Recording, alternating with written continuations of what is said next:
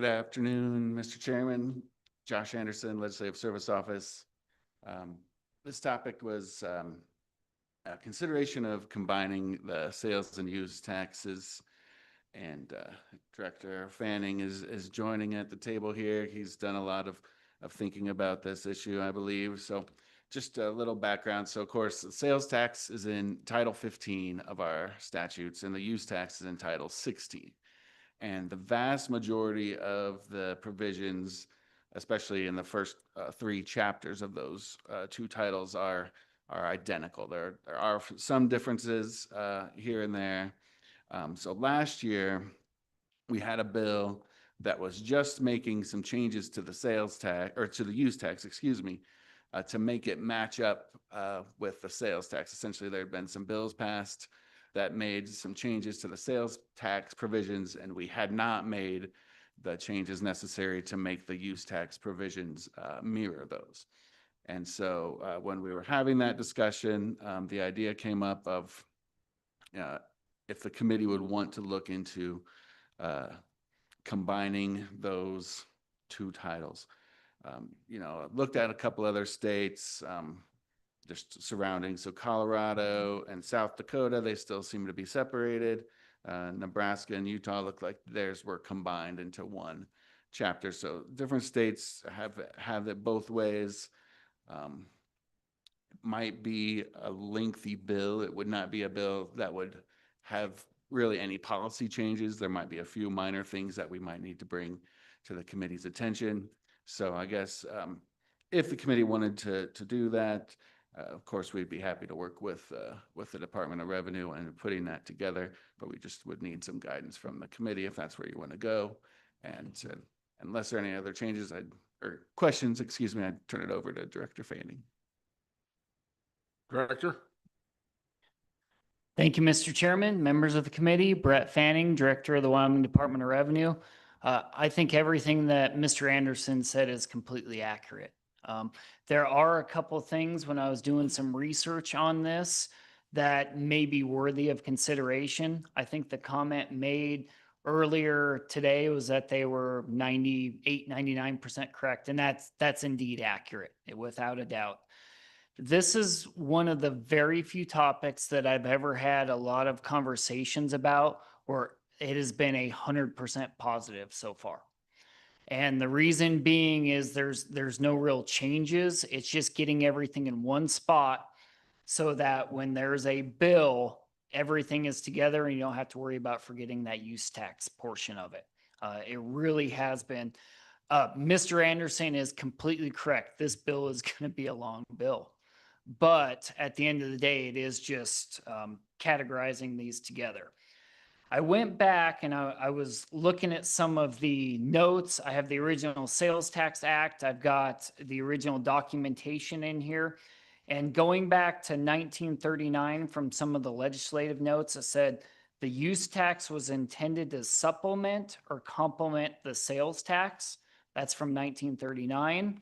And then there was a court case from 1943 that said use tax is complementary to the sales tax intended to apply to the sale of goods bought outside Wyoming to be brought into the state as to be put on an equal footing with goods subject to sales tax. So again, the whole thought process among this is if it's sales taxable, it should be use taxable as well. So when I was going through the chapters in Title 9, chapters 15 and 16 in Title 39, these are more of just FYIs, because if the directive for LSO is to combine them into one and make them consistent, here are the considerations, kind of those FYIs. Remember, use tax is based on for storage, use, or consumption in Wyoming. And you're going to see a lot of that language when it comes over into the sales tax statutes that needs to be considered. Again, I don't think there's anything about changing any sort of policy, but there needs to be updates to the definition of sales price. And again, LSO is likely going to, with the Department of Revenue, we can certainly incorporate those things, but it's something to consider. Definition of sales price. We don't have a definition of storage in the sales tax statutes, so that'd be a new definition. So storage use, the definitions of vendor are slightly different. There's a definition of purchase price in chapter 16, not in 15. The definition of NAICS. One thing I noted too is that Mr. Anderson, just Mr. Chairman, we reference a 2002 NAICS manual. And so while we're in there, it's kind of one of those things, maybe something to update a little. There's a definition of exempt motor vehicle in our use tax statutes. And again, that kind of goes back to you're going to remove the vehicle for 30 days or you've purchased it, you're bringing it into Wyoming. Then in our use tax statutes, this is really that intent. It says definitions found under 3915-101 shall apply to this article unless otherwise specified. Again, that intent that they're supposed to mirror each other. In the administration section, pretty much the same thing. There will be an imposition statute that will go into the sales tax statutes. That's important to consider because you may get conversation saying you're adding a new tax. Remember that is really not the case. This tax is on the books. It's been on the books since the 1930s. But that's a question you're probably going to have to answer. It's not a new tax. Remember, you're just putting all stuff into one spot. But it's persons making first use of taxable services or storing, using, or consuming tangible personal property. It's important to note there's a lot of streamline in that definition. So I'm not exactly sure how much wiggle room you would have when that comes into the sales tax statutes. Very similar on specified digital products. Okay, just kind of going quickly through this because I know it was a topic that we were going to be fast on. Compliance. Okay. In our taxpayer remedies section, this is where we referenced earlier today. There's an offsetting credit for sales tax legally imposed and paid to another state. That's something that's going to go into the sales tax statutes. It's currently not in there. Distribution. Now, this one was interesting when I started looking at it. I just went over this morning how it's complicated. It really is. So remember, right now in statute, in 3916-111, we talked about that guaranteed portion of the statewide 4%. If you want to have it come into the sales tax statutes, it's important to note that that's going to go into that piece as well. So, and it's important when it probably comes into the sales tax statutes that you reference pretty much everything as sales and use tax. You know, they're together. That's kind of the intent of this concept, or at least the thought process behind the concept. In 3916-111H, I don't know if a lot of people realized, but it is in statute that county treasurers do get to keep 5% of the use tax that they collect. And as I was kind of mentioning last night, really, is that county treasurers are a big sales and use tax collector. Probably when you mirror it, you keep that same language unless there's updates there, but you probably don't want that language to mirror that they get to keep 5% of the sales tax that they collect. That's a whole different conversation there. But again, really it's a straightforward concept, but there are some kind of administrative pieces to make sure that come across. One important one to note, and I was just, when we were talking about data centers last night, we need to make sure that all of Wyoming statute 3916-301 through the 3916 all of the contractor statutes. So when I was talking about registering projects and making sure use taxes due on the materials coming into Wyoming, I learned something. That's all in our use tax statutes. And I really knew that, but I thought it was mirrored on the sales tax side as well. It's not. But that's an important concept that we need to make sure makes it into the sales tax piece of this, if the intent is to make sure everything mirrors, just like they do right now. So, and with that, Mr. Chairman, I think those are my notes. Questions?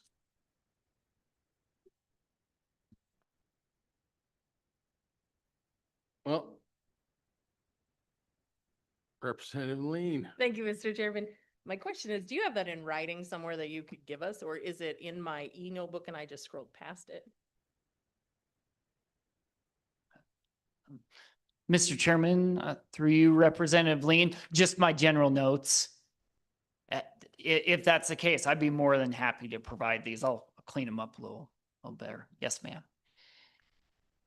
Mr. Chairman, Senator Case. I would hope we would do this. I think it's going to be simpler for the taxpayers to understand.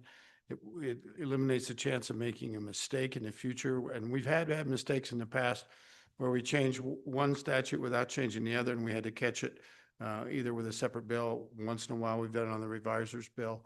And it does happen because there's just so much going on. And I think this is a positive step forward. And it's a lot of work. There's no question it's going to be a long bill, but it's a simple concept, and it'd be really good to simplify our tax code. So I guess we'll vote whether we want to do this or not. All those in favor, say aye. Opposed? There you go, Josh.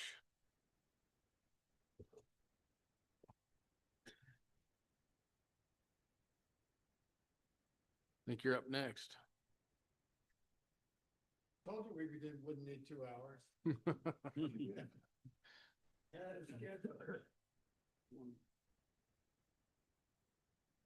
Oh, there's plenty of time to get derailed. So, Mr. Chairman, Josh Anderson, also, the next section are the bills that were requested at the last meeting. I didn't know if you just want to take these one by one or how you want to do that, Mr. Chairman. We'll go one by one. Sure. All right, so first up, Mr. Chairman, 26 LSO 98. This one is homeowner property tax exemption revisions. The bill on page 2 essentially deletes the 8-month residency requirement from that exemption. This came out of a discussion at the last meeting that having that requirement in there would likely require an application process through the Department of Revenue to qualify for this exemption. And so that was my understanding of the impetus behind the bill. And so all that does is strike that language on page 2 on line 13, all related to that 8-month residency requirement. It would make that change effective immediately. And that's that bill, Mr. Chairman. Doesn't it change owner occupied definition too?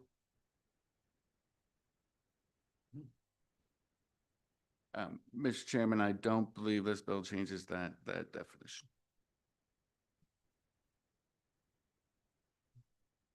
Well, we didn't put that in. Mr. Chairman, Senator Case. just by way of housekeeping, could we get Josh to just go through all the bills and then we could have public comment on, instead of doing a bill and then public comment and then bill and public?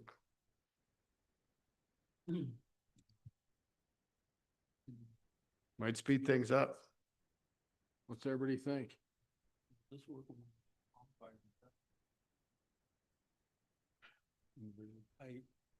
I think maybe they'd be better grouped possibly. We probably have some of the easier ones that are easier grouped rather than a couple of the other more complex ones, but. Yeah, I was gonna say, can we have more complex ones?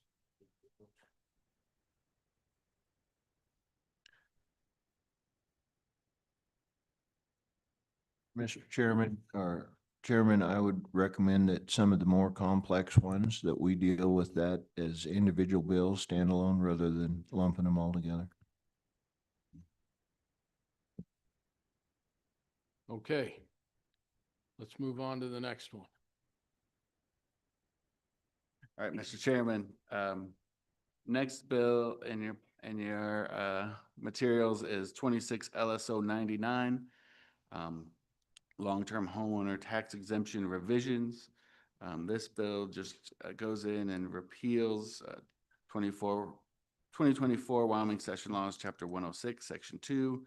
And that section just provided that that act was repealed effective on July 1 of 2027. So again, fairly straightforward bill, Mr. Chairman. I'd take any questions. Comments, questions?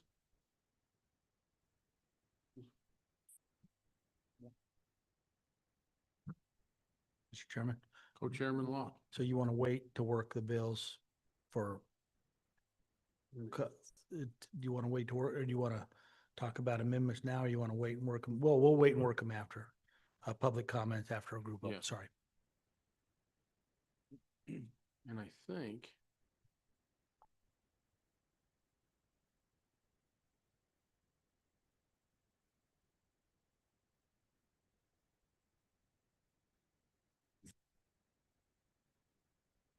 let's open public comment on those two.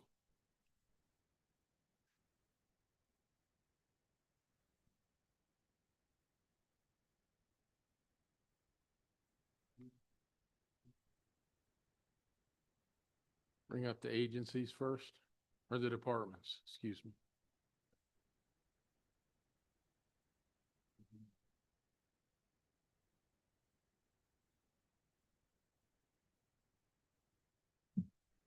Mr. Chairman, thank you. Ken Gill, Department of Revenue, Property Tax Division Administrator. So looking at the very first one, the 26 LSO 0098, pretty straightforward. It keeps the homeowner's exemption, just like it is right now. So in current law, it will have to be owner occupied. I will say, just for your information, we have designed the portal for property owners to notify us and eventually the county assessor that they do occupy this home. So we have done the programming, we've done it. And I just say that as a side note, Mr. Chairman. And then on LSO 26, LSO 0099, that just extends the long-term homeowners for forever, right, until repealed. One suggestion I would have on that, if you remember that original bill, it was up to the first 35 acres. Maybe for consistency's sake, make it much like the old Senate File 69, and associated land might be better language instead of the 35 acres. I know that we ran into quite a few situations where they owned 35 and a half acres or they owned 36 acres. So the assessor was having to give 50% on that 35 and then charge the full acreage price on the remainder. So maybe associated land would be good. It will not include agricultural land because it definitely in that law does not include agricultural land. So if you have a residential house and 1,000 acres, it's only going to be the associated residential land that would be subject to that 50% deduction. Also, and probably assessors should speak to this also. We talked about consistency in timelines yesterday. Currently, the long-term homeowners, the application is due on the fourth Monday in May. Maybe for consistency and tax calendar timing, it would be better to go something like the 1st of March, much like the personal property for businesses. With that, I would stand for any questions, Mr. Chairman.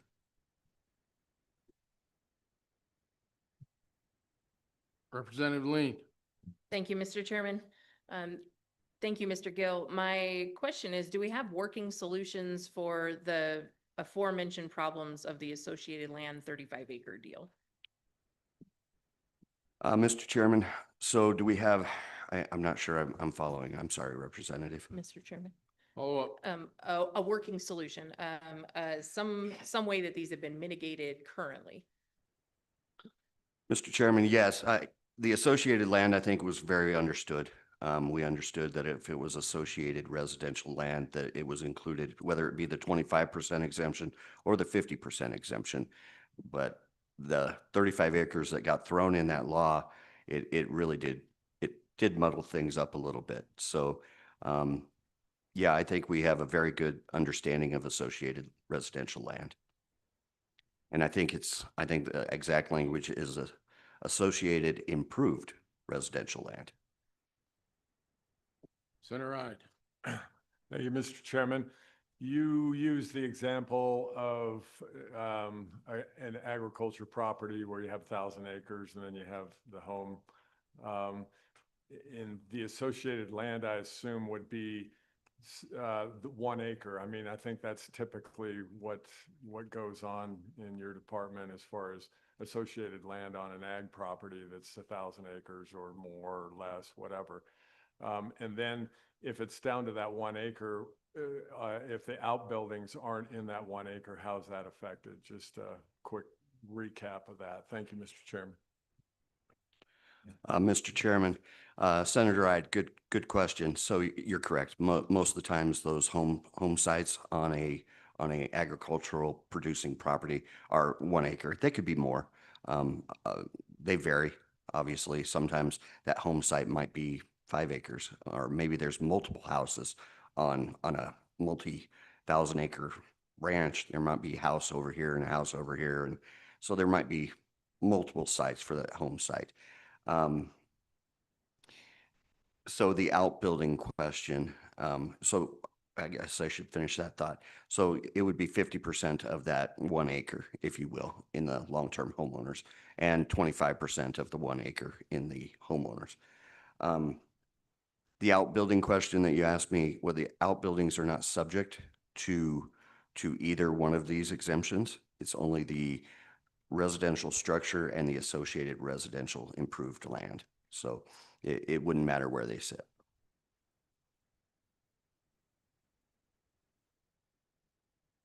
Representative Storr. Thank you, Mr. Chairman. Mr. Gill, I'm just looking to see what the cost of these bills would be. Based on the handouts we looked at yesterday, it looks like the homeowners exemption costs around 100 million in taxes statewide currently. And were we not to require that 8-month residency requirement, I guess the question is, how much would that have gone down? Can we estimate that? Yeah, Mr. Chairman, sorry, excuse me. If we did owner occupied on the homeowners exemption, we estimate that 72% of the residential homes in Wyoming are owner occupied. So, basically take 25% off for a round number. Okay. Follow up. Thank you, Mr. Chairman. And I believe the long-term homeowners exemption is costing about $46.6 million a year, also based on the handout. So that means that would continue to be a reduction in taxes for local services and schools. Is that correct? Mr. Chairman, Representative Storr, that would be correct. And it could grow or shrink every year, right? Much like our veterans exemption seems to be pretty steady over the years, over a course of the years, but it could grow or shrink as more people turn 65. More people might qualify. So it will grow and shrink every year, I would assume. But yes, it still would be a loss, Representative. Follow up. Thank you, Mr. Chairman. I just comment that Wyoming is an elderly state and continuing to become more elderly. So that is a very good observation by you, Mr. Gill. Thank you. They could die off too. Co-Chairman Locke. Thank you, Mr. Chairman, and thank you, Mr. Gill. Question for you on the long-term homeowner that was discussed yesterday. One of the topics was the 8-month requirement on the long-term homeowner. And the way that's worded now, I think there's some confusion. Would it be appropriate to change that to be, there's obviously were several recommendations, but first, would it be appropriate? I think it would be I'd like to consider that we attach that to the fact that they have lived in the state. The homeowner has lived in the state for 8 months. So not necessarily in that home, but at least lived in the state for the previous 8 months. Because let's just say I'm trying to bring up the case where a long-term homeowner maybe sold their house.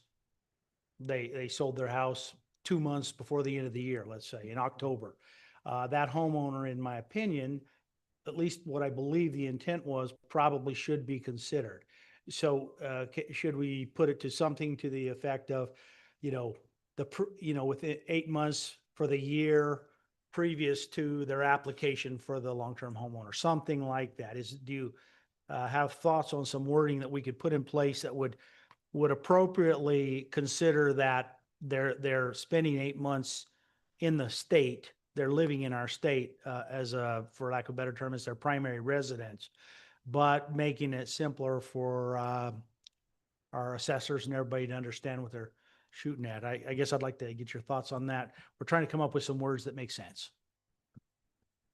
Mr. Chairman, Co-Chairman Locke, yeah, great observation, because as you heard in testimony yesterday, the way it's worded, it sounds like they have to live in the home for 8 months of the current tax year. So, but they're applying by the fourth Monday in May, right? That's not even 8 months to the end of the year. So I think, speaking with the folks that administer this law, I think at least something saying lived in the home the previous 8 months or something like that of the previous year would clean that up and make it a little bit clearer than it is now. Follow up. Thank you, Mr. Chairman. And I don't know if you've had time to ask them this, and I'm sure we'll get a chance to hear their opinion, but I think I'd like to change that though from living in the house to having lived in the state of Wyoming, because again, that condition where 2 months, 3 months before the end of the year, a person sells their home and moves into a new home. Now, all of a sudden, here's a person, long-term homeowner, lived in Wyoming for 50 years. All of a sudden, this magic 8 months in that home breaks that. And I think that's an issue. And so I just wanted to get your feel on the ability to administer that. And if that wording would, where there are issues with that. Thank you. Mr. Chairman, Co-Chairman Locke, not to throw the local officials that administer this program under the bus, but I think hearing from the folks that actually administer this program would be a really good idea.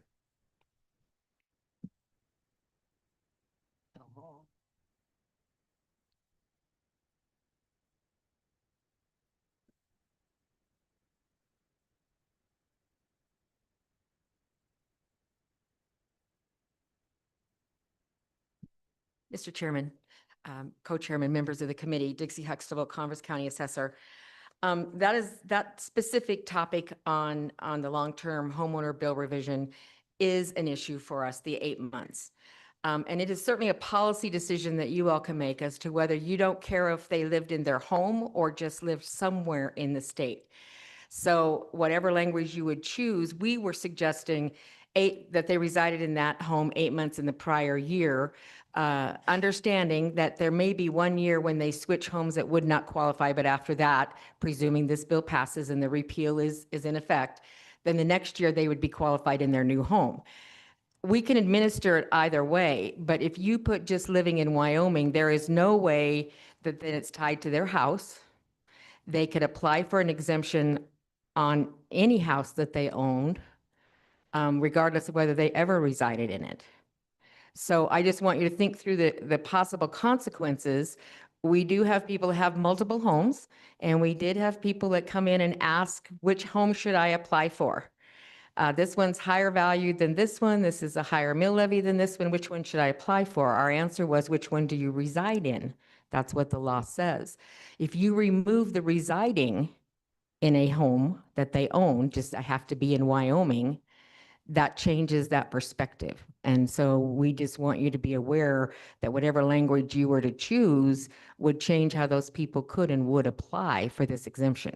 If the intent is that they have to have lived in a home for 8 months that they owned, then maybe that language needs to be included, whether it was the previous year or whatever, but it's 8 months of a home that they owned to qualify. That's a policy decision you all can make. We ran into a lot of questions and a lot of options out there when people came to apply for this application. And we worked through them the best we could with the language that was in the law.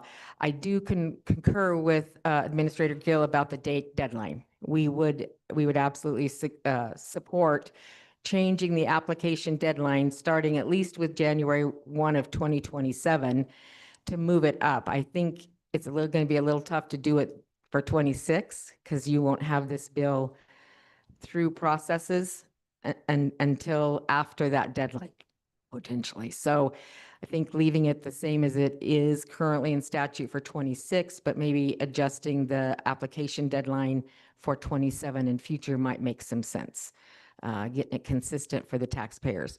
And with that, I would answer any questions that you have.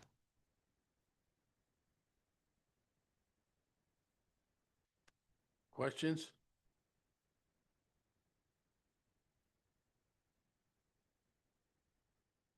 Thank you. If I could address one other, apologize, Mr. Chairman, Co-Chairman, the associated land, I had made a note and then I got off on the 8 months. The associated land is a topic that was of concern for us in relation to people that have property that have multiple lots. So let's say you have 5 lots in a subdivision, but your house is in 1 lot. So the way the law reads under the homeowners exemptions, it's associated improved land. And that was fairly easy for us to administer. If it was improved with a residential dwelling, it qualified for the exemption. The other lots that you may have owned that were a border to it were not eligible.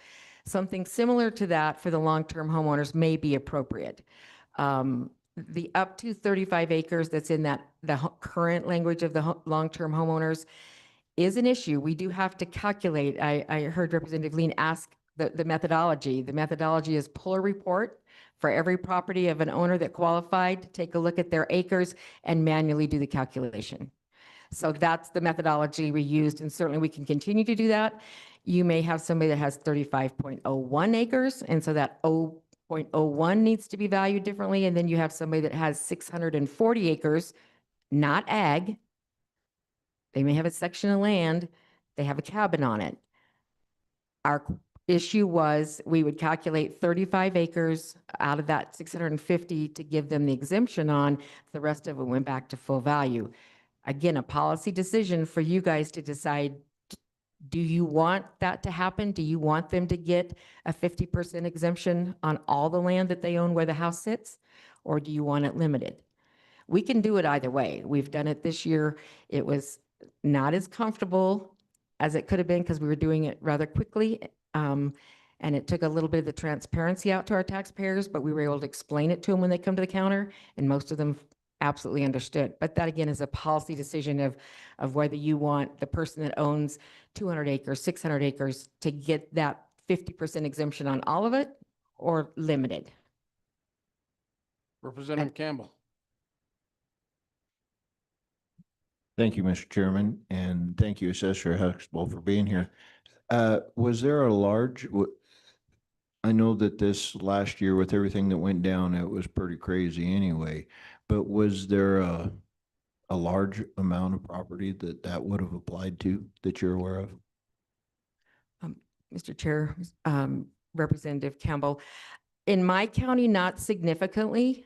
I had probably about 100 accounts I had to look at based on the criteria, but I do know there was some counties that were in the hundreds, had like 700 accounts they had to go calculate. So each county was a little bit different. I think the way you word it could invite people to take ownership to property differently, because I had taxpayers asking that. How can I get all the land that I want included?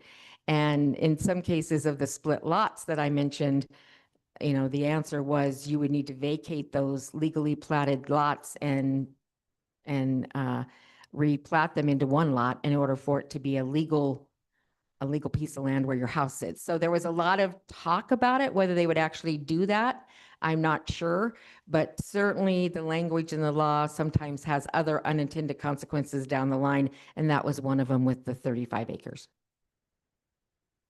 Follow up? Thank you, Mr. Chairman, and thank you, Dixie. Assessor Huxtable, what kind of implications does that have? Because I mean, we're trying to be fair, but we need to raise revenue for the state of Wyoming at the same time. To where, what kind of losses to the state are we looking at? That's quite a large sum, I'm going to assume, with hundreds of people for large tracts of land. Mr. Chairman, Representative Campbell, I don't have a dollar amount, and I would remind, these are local property taxes, so this is taxes that your local entities are out. To be honest, the 35 acres versus all of the associated land would probably not be a significant amount at this time. The way that our records are currently, if that was to change, if people were to take ownership differently, because this is in the books for perpetuity, and now we want to make sure that all of our land gets that eligibility, it could change, and it could certainly affect different taxing entities differently. When you're thinking of our rural state and how some of those special districts have boundaries, some of them are really truly some bigger parcels with some retired folks, and others are not. So some people will feel the impact significantly more. The fire districts, the ambulance services, the senior citizens may feel it differently than just the municipalities. Representative Brown? Thank you, Mr. Chairman. Ms. Huxtable, going back to the prior conversation with the 8-month requirement, we have people who live maybe in a home for 6 months, and they sell that home and they buy another home. And they've been in Wyoming for 50 years. If we worded it something like, it lived in a primary residence for prior 8 months, would that work in order for that person to get that exemption? Mr. Chairman, Representative Brown, it certainly could, depending on how it's worded and how we are to administer it. And again, I go back to this being a policy decision. Remember that the year they sell would be the only year that they'd be affected. Once they move into the new home, the next year they're going to be eligible again. So it would be 1 year that they would not get the additional 25. They would still get the homeowners of 25 because they own a home that's a residential property. It would just be the year that they moved houses that they would be ineligible, and then the next year they would be. But certainly, I think there could be some language drafted. I apologize, I don't have any written down, but I could certainly work on that. We'd be happy to do that if you want some language. If you want it tied to the fact that they've lived in a home that they've owned for a certain period of time, which I believe that was the intent of the law as it was drafted before. If it's just being a Wyoming resident, then that's certainly a whole different ballgame, because they could have been renting, they could be renting out their house and not have to have ever resided in it. So there's a lot of unintended consequences just on the wording.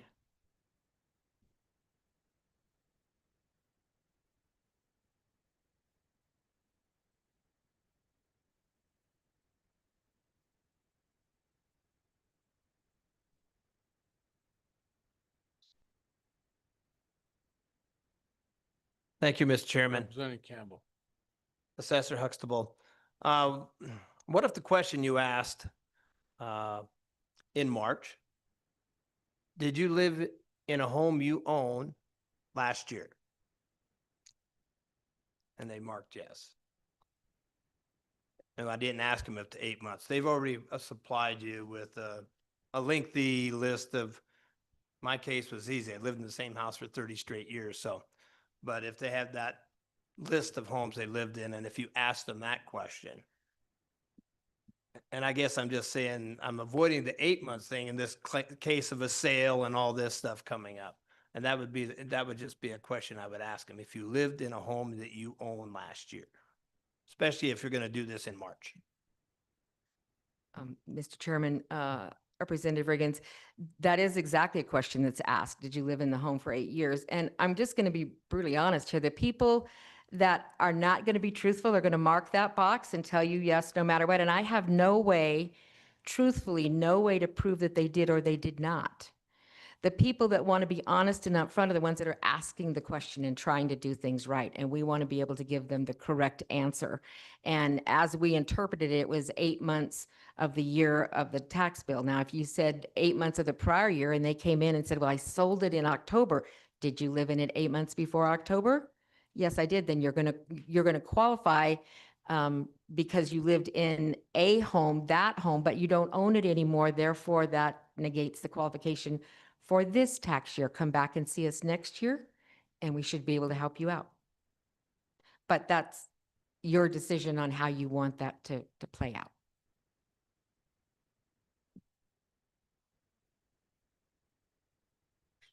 Co-Chair Locke.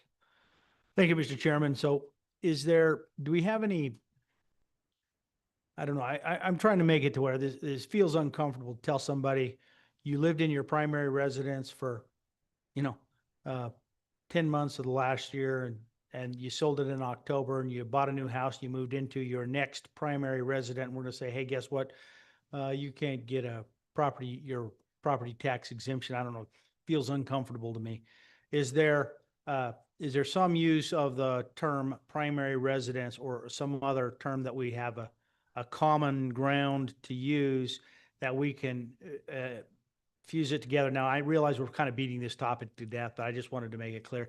This is actually enough of a topic in my mind to make sure we take the time to shake this out and get it right, because I don't want to make it impossible for you to administer. That'd be crazy. And I want to make sure we get this bill to, meet our intent, which it's not my intent to tell a person who's lived in the state for 50 years because they sold their house last year, they don't get that exemption. That just doesn't feel comfortable to me. But anyway, your thoughts on, again, I realize you said you didn't have the words, but I just threw that out as there. I wanted to get a feel for if you think there's a solution in the wording. Mr. Co-Chair, I absolutely think there is a solution. We just have to work on it a little bit to get the wording.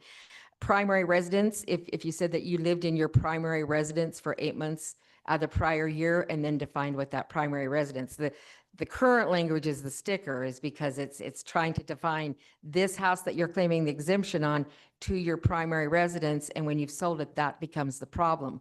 If you just wanted them to sign an affidavit that said I stayed in my primary residence for 8 months out of the prior year, and now I should get to take it on my new residence, certainly that could be administered if that's how we get that definition of primary residence adjusted. And then, of course, the rules that the department promulgates would have to be adjusted as well, because that's not how they're written. So do I think there's a solution? Absolutely. I understand your frustration. Trust me, I had it at the counter multiple times. And most of them said, well, we'll just come see you next year when we've been here 8 months. And we said, please do that. You're still going to get 25. You're still getting 25. You're just not getting the additional 25. So come back and see us next year. We'll get you some more. That was our best answer for last year. Representative Campbell. Thank you, Mr. Chair, and thank you, Assessor. What if instead of with the 8 months, because it seems to be that between two homes, 8 months is a real quandary to verify. What if instead of limiting it going in a smaller direction, what if we were to expand that to like 18 months? Would that cover us in both directions, or would that open up a whole nother can of worms? Mr. Chairman, Representative Campbell, I think 18 months defeated the initial intent that this was put together with. You could be in a lot of places for 18, or did you say 18 months? Okay, let me back this up again. I was thinking you were shortening it and you're lengthening it. Okay. Well, I don't know. I'll have to think about that just a little bit. The 8 months was an issue for the snowbirds, and let's just be honest, that's what it was, is because they were timing when they left and timing when they came back to meet the 8 months. I'm going to be honest, we don't have a good way to validate that. We are going on their affidavit, penalty under false swearing is what they do. And again, the honest ones and that really wanted to do it right answered the questions. The others just said yes, and I don't have a way to prove yes or no, even though I know in my heart that maybe a couple of them were gone more than 4 months, but I didn't have the teeth to do that. So making it a longer time that they had to live in it, 18 months, I'm not sure that that would solve it for the people that sold their house. I'm not sure that that's going to take care of that problem. Okay, committee, if you don't mind. We have beat this horse into hamburger. So I can't afford it because of tangible personal property tax. Could you work on some language, and Josh, will you help her for both of the arenas we talked about for the next committee meeting? So it'll be a little cleaner and more, my new word, streamlined. Thank you. Mr. Chairman, can I clarify when you say both of the arenas we talked about, that does not include the associated land, but it is the timing of the application and the residency requirement? Yes. Thank you. So to be clear, you want language for both of those, the associated land or not, just the No, timing? the timing Okay. And with- and the two different ways we look at 8 months. The language we put in there, okay. whether it's if you've been in a house for 50 years and the tax is tied to you versus the property, or just tied to the property. Mr. Chairman, okay, that was a little different twist what you just said, where it's tied to you. We value property and we do property taxes that stay with the property. Let me rephrase. Okay. So if you're in your house for 6 months, you sell it and move to another house, can we develop language that allows you to keep taking the exemption? Mr. Chairman, I believe we could do that. We can work on that. I try to get there quickly by saying tied to you, and I get the problem with that. Mr. Chairman, the first bill that was discussed, the homeowner's exemption, we didn't have a lot of comments on, the assessors did not, in regards to the draft of taking out the 8-month requirement of the owner occupied. Certainly, we could administer that bill as it was drafted because we did it for 25, doesn't change anything for 26, certainly impacts fiscal budgets, but we could certainly do that. And we didn't have a lot of comments on that bill at all. I just want to make clear that you knew that. Okay, thank you. Yes. Mr. Chairman, when you guys are looking at that, if we could have some impacts, some risk analysis on the decision, the wording that we're going with, how that's going to affect the communities as far as essential services, everything that everybody's concerned about. So, yeah, we just want to know what that financial impact is so we don't have any unintended consequences. Okay, now let's get back to 98. Homeowner tax exemption revisions. Apologize, ma'am. Thank you, Mr. Chairman, Representative Ide. Good afternoon, and thank you for your time this afternoon. My name is Jennifer McDowell. I am a proud Casper native who has been practicing law for over 23 years. My undergraduate degree is in accounting from the University of Wyoming, where I graduated at the top of my class. I specialize in mergers and acquisitions and state and local tax law. But this whole hearing process the last 2 days has been absolutely educational, and so I appreciate it for just that fact. In every single tax dispute, I have represented taxpayers, and today I'm here as a taxpayer and as a voter in the state of Wyoming. I'd like to provide some comments specifically on the two bills that you have before you, but I really, instead of coming up here multiple times, if you don't mind, I just have some broad general comments on your tax decreases and the fact that you have two proposed constitutional resolutions before you. I'd like to provide you with some additional information that you haven't heard from the agency heads and the county commissioners, county assessors. And I'd also like to provide you some general legal information.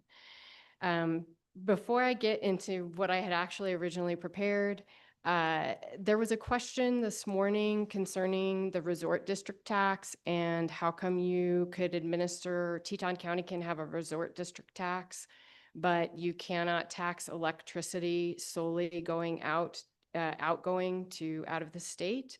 And actually, I can answer that question for you. So here's some free legal advice, I guess, if you will. So if you tax any citizen in the entire country, basically, differently than you tax your own citizens, that's a violation of the Equal Protection Clause, of the United States Constitution. And so if you are taxing electricity that is only leaving the state, so you're taxing the end users that are outside of the state of Wyoming, and if that same electricity is generated within Wyoming and goes to, say, me as a Casper citizen, and I don't have to pay for it, you are in violation of the Equal Protection Clause, and that's why you can't do that. Now, to answer the other side of that question, how come Teton County can have its own resort district tax and that's acceptable? And why doesn't that violate the Equal Protection Clause? And that's because it's based on the end user location of where they're doing that. So for example, it doesn't matter whether a Jackson resident or a Casper resident or a Massachusetts attorney is staying in a hotel within that resort district. Every single one of those people taking advantage of that hotel room and renting that hotel room are all taxed equally. It doesn't matter that my driver's license says I'm from Wyoming. It doesn't matter that his driver's license says he's from Massachusetts. They're all paying that same lodging tax, that same resort district tax. And so it's all administered equally within that location. And so that's why that's acceptable. So I hope I've addressed, and I don't remember which committee member asked that question. I apologize, but I hope I have addressed your question, sir. Every year, the Wyoming Taxpayer Association creates this publication called The Cowboy Family. It's a fantastic resource. I emailed the 2023-2024 document to all of you on Wednesday evening. It's a document that's available online, and it actually describes all of the services that Wyoming taxpayers receive in exchange for taxes. And it is based on the amount of state and local taxes an average Wyoming family of 2 adults and 2 children pays. Also, it has a fun, if you go online, click the link, you can actually fill in your own information and get an estimate of the amount of services that you get in exchange for your own tax dollars. As you guys have all heard and are well aware, taxes are just one side of a coin. The other side of that coin is services. And taxes are simply the means for the governments to raise revenue in order to provide necessary health, welfare, safety, education, and recreation services. Now, currently, according to the Wyoming Taxpayer Association publication, the average family of four in the state of Wyoming only pays $4,429 in Wyoming state and local taxes. Now, for every $1 paid by that average Wyoming family, they receive $13.83 in services. Now, that figure bears repeating in my mind. For every dollar that the average family of four in Wyoming pays, they receive almost $14 in governmental services. This is, of course, because our mineral industry supplements most of our taxes in the state of Wyoming. But in short, the current tax burden on your average Wyoming family pays for a fraction of the services that they receive. And in fact, the Wyoming state and local taxes paid by that average family pays for less than 10% of the state, county, and city services received by that family. Now, eliminating revenue, as you guys have already heard, by reducing taxes is by necessity has to reduce services. Services like our schools, roads, police officers, firefighting, airports, sewers, parks, tax collection, courts. I can go on and on and on. A comprehensive list of all of the services provided by the state and counties and cities is actually in that document that I emailed to you. But there's some other key tax information I would like you to be aware, some of which I'm sure you guys already know. I just am going to go ahead and repeat it. The primary revenue sources for Wyoming governmental entities are severance taxes, ad valorem taxes. When I say ad valorem, I'm talking both mineral and mineral and surface, and of course, including the residential homeowners property that we're talking about with these two bills, and sales and use taxes. In 2023, so that's actually before some of the current existing property tax exemptions went into place, Wyoming had the second lowest effective tax rate on individuals in the nation at 7.5%. Wyoming ranks fourth lowest in property taxes paid as a percentage of home value. That's even including Teton County, and it is also prior to the current property tax exemptions. In 2023, the average Wyoming family paid $2,390 in property taxes. Now, keep in mind that $2,390 figure is an average over the entire state. And it includes the average taxes paid in Teton County, a county in which the home value is over $3 million. And once again, that $2,300 figure excludes the property tax exemptions before you in these two bills. So it's really, truly a very low number.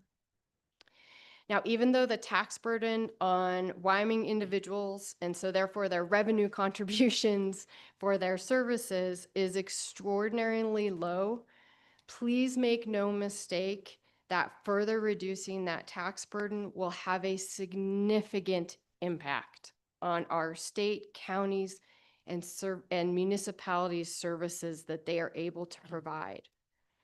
Yesterday, you learned from the Department of Revenue that 3 of the property tax exemptions already put in place will result in $196 million in less services to Wyoming citizens for the 2025 tax year.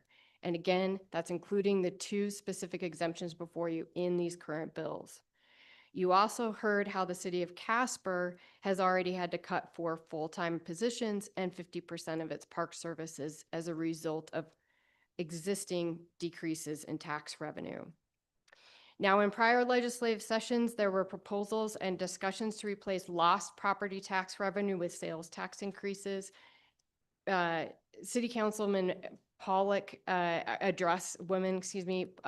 addressed some specific issues associated with attempts to replace property tax revenue with sales tax revenue and its problems. But a quick piece of information on retail sales tax increases. And when I say retail sales tax, I'm talking about your general sales taxes that we pay every day, things on clothing, school supplies, food, which is currently exempted, but diapers, laundry detergent, and vehicles. Now, retail sales taxes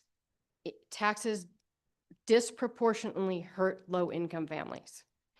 If you want detailed information on this, you can find it at taxpolicycenter.org. It has a vast amount of resources for you on sales tax information and its impact on individuals.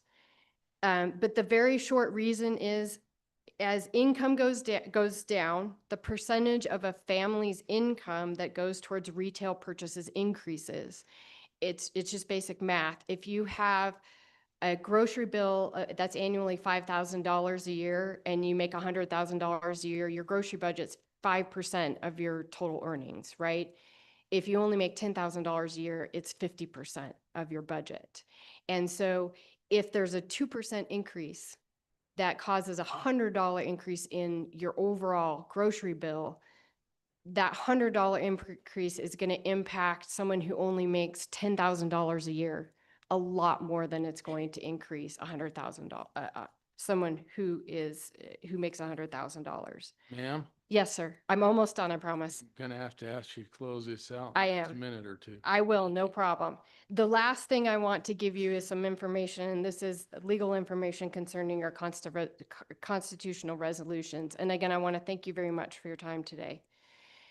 You have 2 constitutional resolutions before you. I am asking you to just please fulfill your legislative duties when you consider those constitutional resolutions. Please do not just abdicate and pass the resolutions and say, we're going to let the voters decide. The reason I ask you to do this is because Wyoming's constitutional amendment system has specifically been put into place so that the voters and both legislative bodies make the decision as to whether our state constitution should be amended. We are not Colorado, thank goodness, where they have a referendum state, where in that case, it is only the voters that decide. So please just make a decision as to whether or not you think the constitutional resolutions before you are truly best for our state. Again, in closing, thank you again for your time and your careful consideration of everything that's before you. I would also ask you to please don't lower my taxes. I'm fine with paying them. And I appreciate the necessity of paying those taxes so that I can have services in exchange for them. If you have any questions, I'm happy to ask them. And again, thank you for your time. Representative Campbell. Thank you, Mr. Chairman, and thank you, ma'am, for being here. I know because of time, and this is going to be a drawn out thing, if you could please submit responses to this to us, please. The first one is I very much appreciate your insight into why it's constitutionally wrong for us to tax one thing. So my question with you there is, there are customer groups that are specifically requesting types of power. They want green energy. They're specifically throwing that thrust upon us. That's their ask. You can't tell green from black, from gray to white once it's in the system. What would be an effective solution in your mind to differentiate and be able to charge effectively for the product that they're asking for? This is an ask. They are wanting this power. So since they're not generating themselves and they're asking us as a state to do that for them, there should be some compensation for us doing that. My second question is, you just got done explaining that taxes are not the problem in Wyoming. The problem is that we have a high demand for various services and markets in our state. And what we're having is, instead of being a tax issue, it's that we have things in high demand and people with superior buying power have more impact than the locals. There's an influx of citizens that have superior buying power that are putting things out of reach in a supply and demand scenario. Does that make sense? Mr. Chairman, Mr. Co-Chairman, Representative Candle, I don't think that's what I said. I don't believe that we have a high demand for services. I think that there are a certain amount of services that only governments provide. I apologize, Mr. Chairman, and I apologize to you. Two separate things. On the taxes, as far as taxing power is one thing. That is where we can't tax, but they're asking for these specific provisions. Question number two has nothing to do with that. I'm looking at just our basic taxes. You tell me that Wyoming is the second lowest tax structure in the state. Our taxes are amazingly low, but our people are suffering. So if taxes are not the problem, what I'm hearing you say is there is a high demand for housing. We're going to say property taxes, for example. There is a very high demand for housing in the state of Wyoming. A large group of people decided that they wanted to move to the state of Wyoming. These people have superior buying power than the native population. So, due to the supply and demand circumstances, people with superior buying power at this particular time have an advantage over the impoverished, is what I'm saying. So while our taxes are low, the people that can afford to pay it can pay it, and the people that can't are stuck. Thank you. Mr. Chairman, may I address that just real quickly? Please. What my suggestion to you and to this committee would be is that if there is still a concern, and I believe that there is still a valid concern associated with low-income individuals within our communities. However, my suggestion would be is there are avenues available for targeted exemptions for low-income individuals, actually low-income individuals, as opposed to broad-based initiatives. That would be my suggestion for the committee to take up. Okay, well, thank you. Thank you again.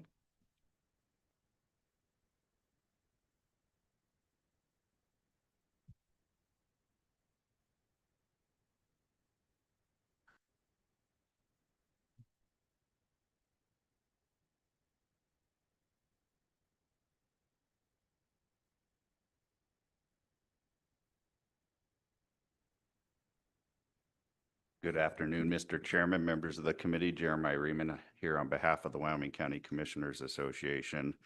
I want to start off by saying that at this time, we do not have a position on these bills or other bills. I just want to be able to provide some thoughts for consideration as you move forward. But please know we don't have that position. As soon as we do, I will share that with you.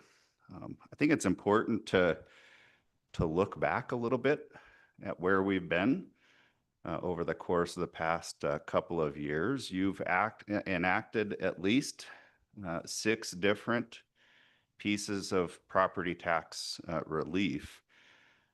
And it's also important to note that amongst all of those, not a single one of those has come with a dollar of backfill for any local government that is out there. So and it has also come without the state assuming any of the services that we're required to provide by state statute. That is one of the options that you have, is to make these cuts and utilize some of your revenue to make sure that certain services are provided. But I wanted to provide that little bit of context. In terms of the bills that you're considering today, the first one, in terms of the application to your primary residence, I think it's also, again, good to look back at why we put that in place. And Representative Campbell, you kind of hit on this, is that we had a lot of people that came into this state and ultimately helped to drive up our property tax values. They could buy with cash, and they did that. So the reaction that we had was to say, we're going to reward those that live in this state that have their primary residence here and apply that exemption there. So if you pass that bill, you're now, to one thought, actually incentivizing again those that came in and created the problem that we're all are facing at this point in time. So just consider that as you take up that particular piece of legislation.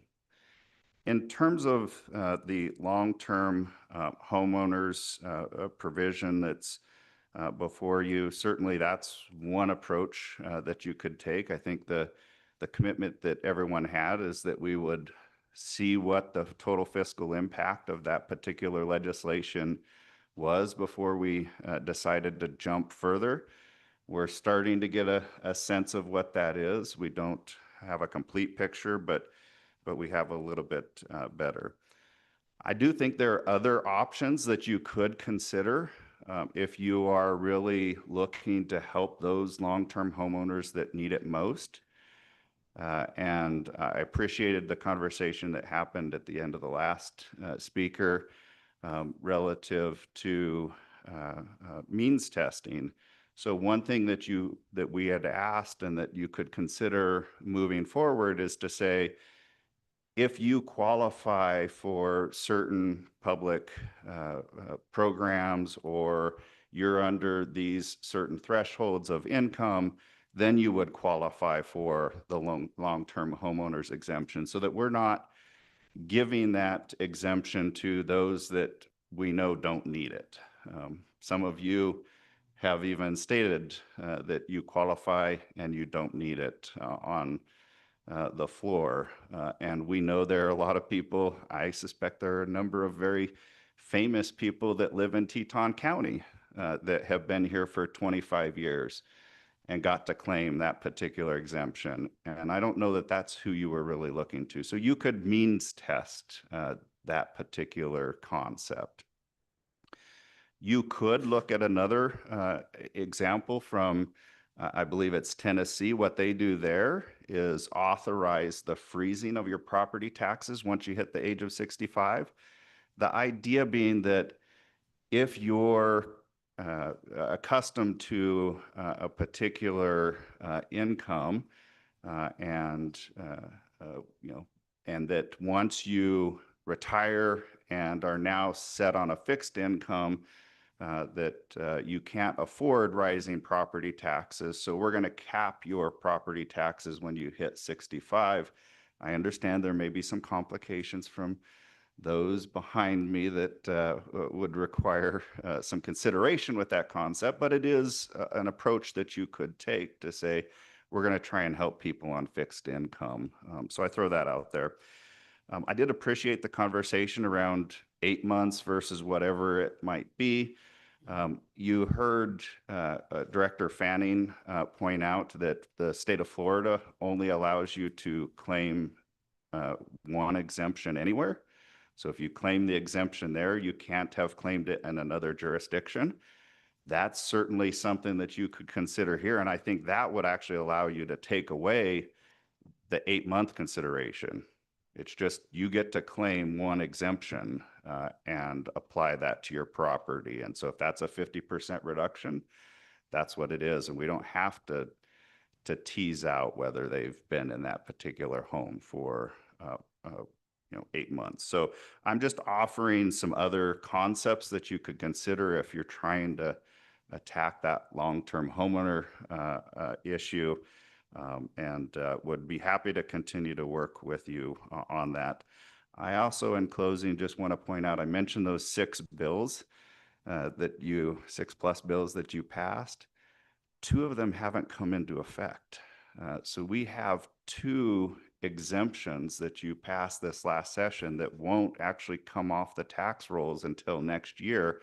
So all the cuts that you've heard about so far are in front of potentially others. And those two fiscal estimates were north of $40 million. Those are for business property and for industrial property. So just know that there is more reduction coming as we even sit here today. So with that, Mr. Chairman, I'd be happy to answer any questions.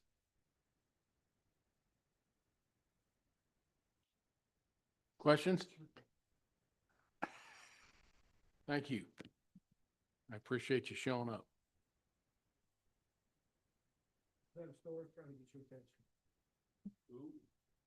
Representative Storer. Thank you, Mr. Chairman.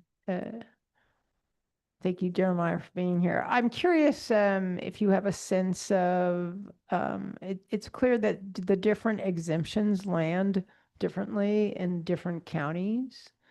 And I'm just kind of curious if you have some thoughts about what is causing the most difficulty for counties, mostly around the state. I know that the 4% cap is having an impact in Teton County, but less so otherwise. I'm just curious whether you have some other thoughts. Thank you. Mr. Chairman, I'll try not to ramble on this, and I promise that I'm attempting to get you more data from the county so you can get a sense of what happened in each jurisdiction, because the reality of this last, say, 6 to 8 months is different for every particular jurisdiction.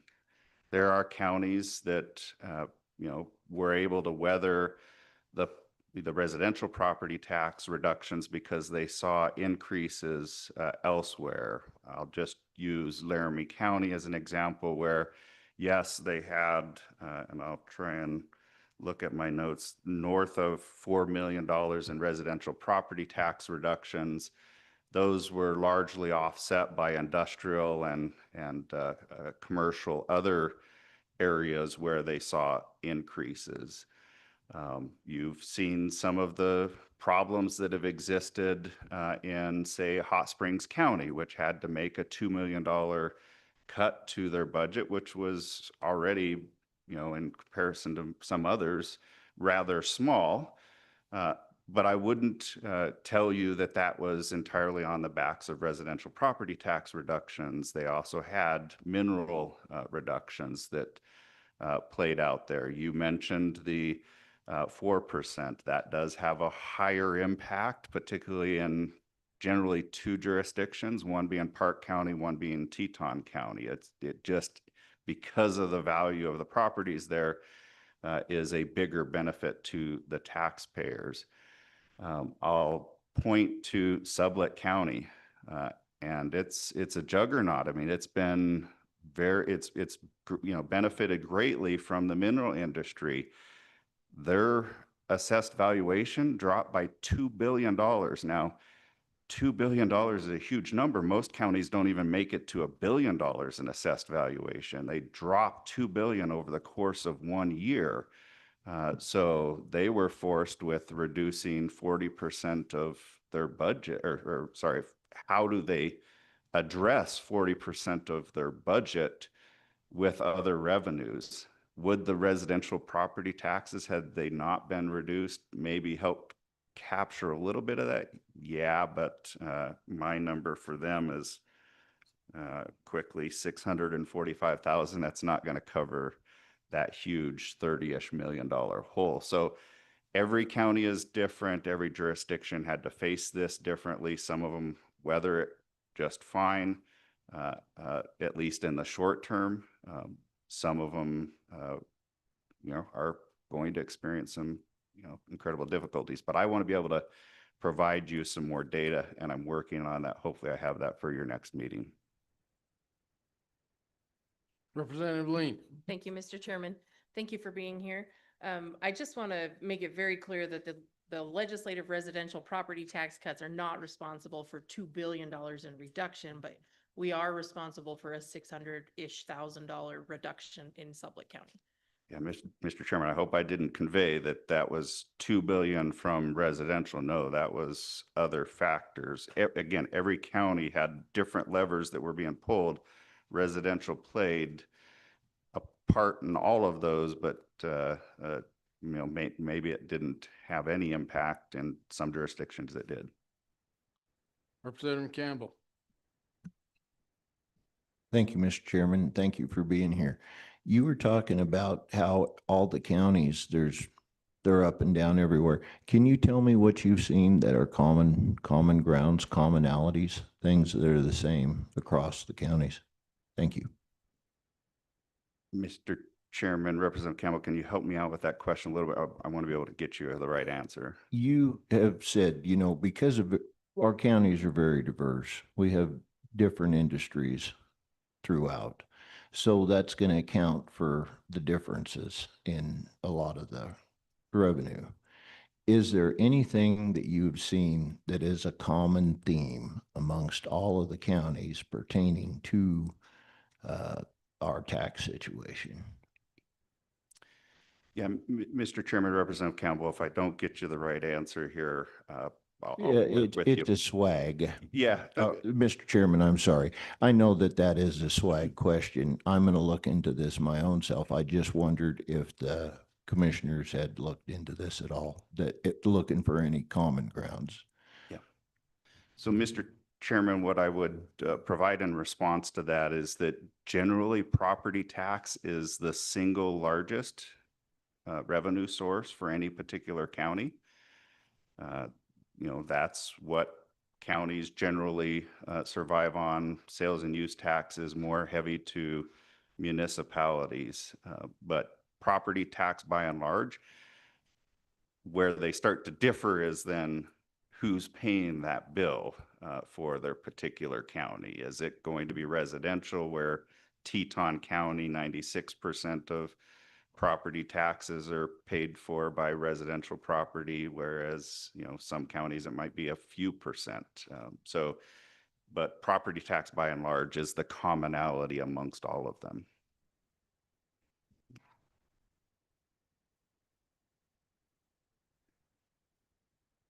Representative Storer.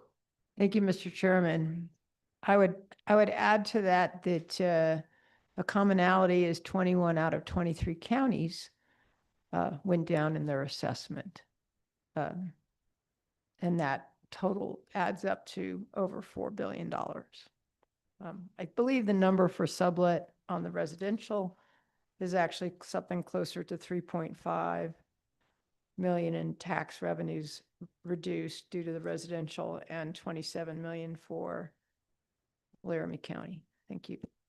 Yeah, and Mr. Chairman, if I can, just to be clear, when I'm giving you county numbers, I'm giving you just the county general fund. I'm not talking about schools and all the others. So. Thank you, Mr. Chairman, and thank you, Mr. Freeman, for coming and talking about this. One of the things I do want to throw out in terms of these numbers, so a lot of big numbers get thrown out.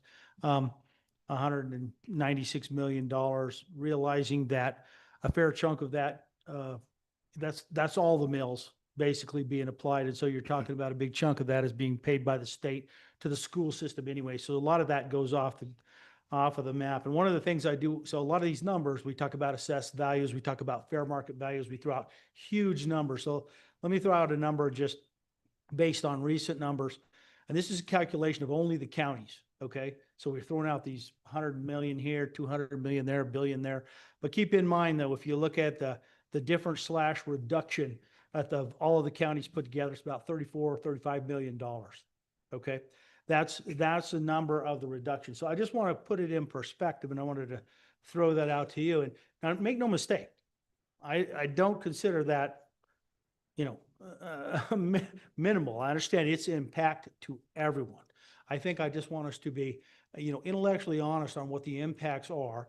And when we're looking at this, we're trying to be fair to make sure those services are still being funded, understanding governments need to be funded. But we throw around these numbers at the biggest possible level when we start throwing out fair market value, we start throwing out assessed value, but let's get down to the tax value. That 34 million is the tax impact. And you are absolutely right. Every county is different.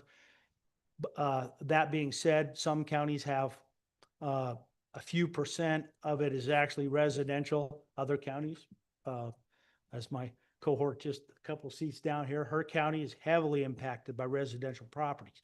That being said, impacts to the budget, property taxes are one piece of the county budgets too. So I am not minimizing the importance of us taking these things into consideration. I'm not doing that. I guess what I'm trying to put out there is let's throw out those numbers that make more sense and are honest. And the one thing I would say about the 4% cap, let's just use that. We throw that and we say, that was a reduction to the counties. I want you to think about that a moment. No, that was 4% each year, or that budget went up. Okay? But we have interpreted it as a 4% reduction because it was 4% less than the calculation allowed us to have last year. Okay? So it wasn't, so we perceive it as, well, it's money that you took out of a basket I already had. No, it only allowed it to go up 4%. So there's many of these terms in the way we represent them. I would throw that out. And certainly, Mr. Ryman, I'm open to the conversation on that. But I just want to be fair about that fact that the way we use these numbers. That's why I throw them out, and wanted to make that clear. And I always welcome your input. You can corner me anytime. Mr. Chairman, I'm up here a little bit taken aback by the notion, if there was one, that I've been dishonest, because I did not provide any figures that were not accurate. I didn't use the $196 million. That was somebody else. Had you asked me what the county number is, I would have told you it was around 30-some million dollars just to the county general fund. So I think we got to be really careful with the words that we're using and the implications that come with that. I'm very happy to provide you with the information that is readily available about all of this. I didn't even talk about the 4% reduction, if we're being honest here about things. But the 4% cap that was put in place did have an impact in terms of what revenue would have otherwise been collected in some jurisdictions. Teton County and Park are probably the biggest. It certainly had some impact on all, but it had the biggest in those areas. So I'm happy to sit up here and be honest. I am built on integrity, and that's where I make my business, and I will continue to do that and be honest in these conversations. Follow up? Thank you, Mr. Chairman. And Mr. Ryman, I agree. You have always been very honest with me, and that really wasn't specifically targeted at you to throw a stone out there. I was not trying to do that. I was only making a point, broader discussion on this, where we've been throwing out some fairly large numbers, and I wanted to make that clear out there in the conversation. Because I agree, the numbers you threw out, I'm looking right at them. So I totally understand. And I agree with that. I just wanted to make it clear in terms of looking at some of these numbers where we're getting down to the more raw impacts. And I was just trying to get to that point. That was not intended. In fact, I'm going to apologize to you if you perceived that as a stone thrown at you. It was not. I have a great working relationship with you, and I appreciate that. So I'll put that as an apology if that was a stone. I was trying to put some information out for clarification, but thank you.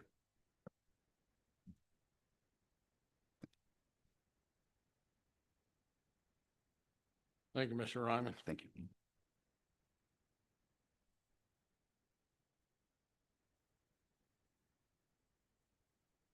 We have anybody else on these two bills?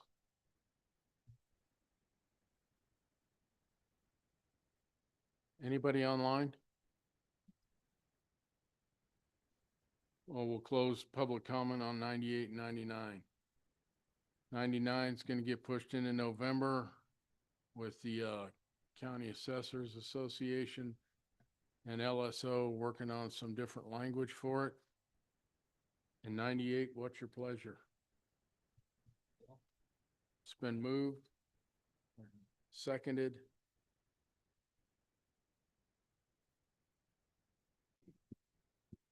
Thank you, Mr. Chairman. Can we go through, did we decide to have LSO adopt any particular recommended suggestions we had today on that particular, on 98? Or did we not have any suggestions about amendments to that? It's this time we open up discussion and you can bring an amendment on 98. I don't call the roll yet. I just couldn't remember. I know we talked about a cut back and forth between these bills and trying to see where we're at when I was looking at notes.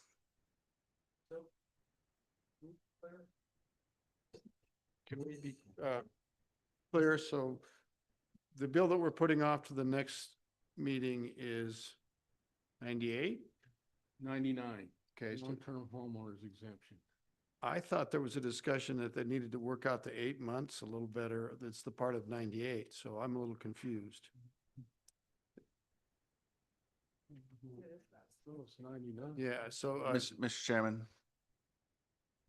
So just to clarify, Mr. Chairman, so it's not in the current draft of 99, but there is an 8th month requirement in that exemption. And so that was the discussion. It's not currently in that bill draft. 98 does. Mr. Chairman, 98 gets rid of the 8 month. Correct, Mr. Chairman. So it's a different 8 month requirement in 98, and that is being repealed out of that exemption in this draft.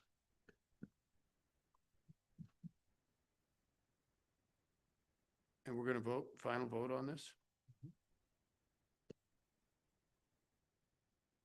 Comments? Amendments?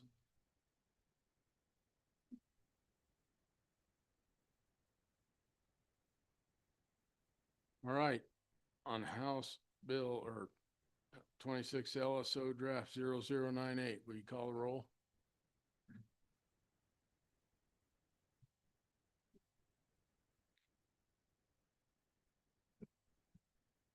This is a roll call vote for 26 LSO 98 homeowner property tax exemption revisions. Senator Case. Senator Ide. Aye. Senator Pappas. No. Representative Brown. Aye. Representative Campbell. Representative Lean. Aye. Representative Lucas.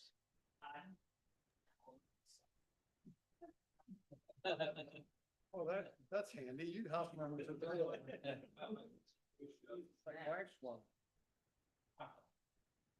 Excuse. Representative Riggins. Yes.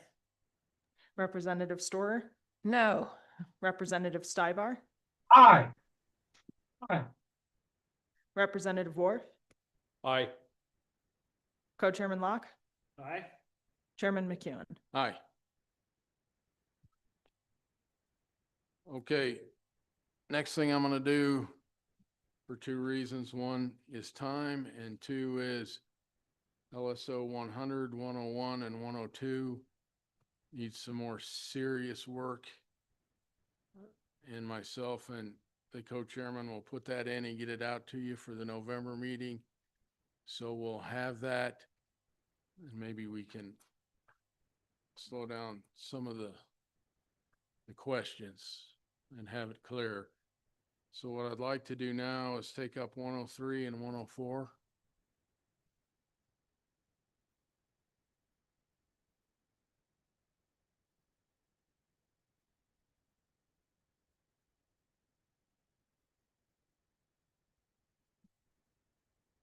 So, Mr. Chairman, these next 2 bills, first 26 LSO 103. This bill, Mr. Chairman, was discussed at the last meeting as an implementation of Amendment A. As we discussed at that meeting, the Constitution, with that passage of that amendment, requires the legislature to value property in 4 categories. And so the bill would just add a new category of property, residential real property, It would set that valuation at 8.3%. It also adds a definition of what is residential real property, which means real property improved by a dwelling designed to house not more than 3 families. It includes associated residential land where the dwelling is located. If the land is owned by the owner of the dwelling may be any type of residence, including a single-family home or an individual condominium unit. If the dwelling is used as a primary residence, it makes that same change of defining residential real property in another section, and then makes that act apply to January 1 of 2026, with the bill being effective immediately. So that's the bill, Mr. Chairman. I'd take any questions. Questions? Representative Lean. Thank you, Mr. Chairman. My question is about page 2,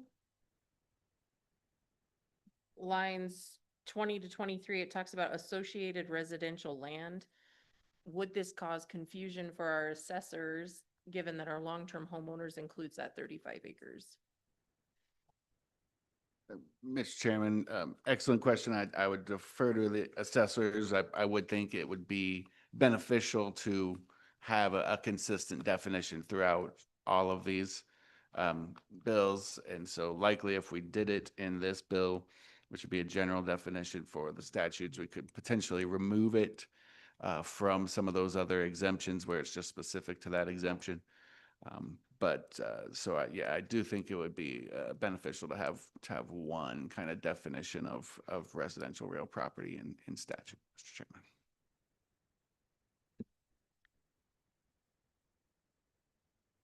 Follow up? Thank you, Mr. Chairman. The next one down where it says land, or it's same section, just 20, the end of 22 coming into 23, land is owned by the owner of the dwelling. That would make it so that it's, forgive me, I was trying to gather my thoughts. The land that is owned by the owner of the dwelling, if you come into a subletted piece of property where they've owned the home, say it's a modular home, and they've owned the home for a significant amount of time, could they not? Modulars are a totally different tax bracket. Hold on, my brain's catching up now. Thank you. And so, Mr. Chairman, I think part of the intent of that language is something like a condominium where you would own the property but not necessarily the land under that property. And so I think it just was to make clear that that land would be excluded in that type of situation from being considered residential property.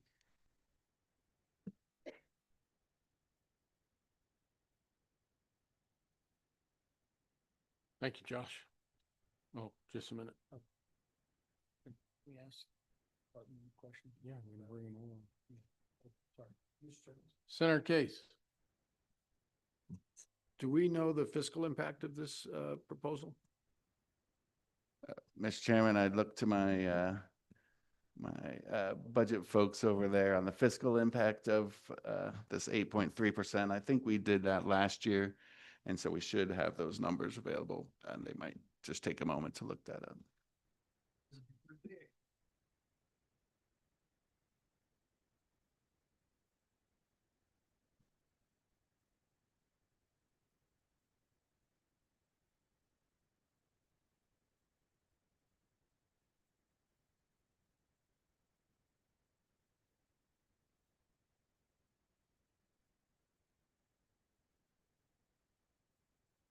So, Mr. Chairman, just, we're going from 9.5 to 8.3. So that's more than a 10% of all residential property in the state of Wyoming. It's a big number. And Mr. Chairman, I do know we have something on that somewhere, but it might take us a few minutes to find it, but we'll make sure we get that to the committee.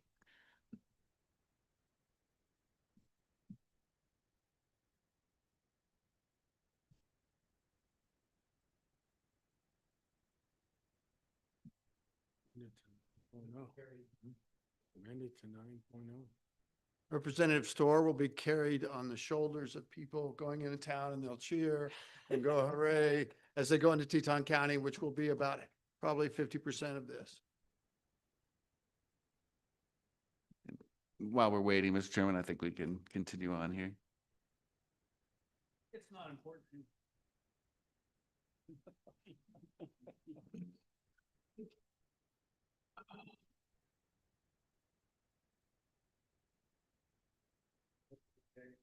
It's Bill 328.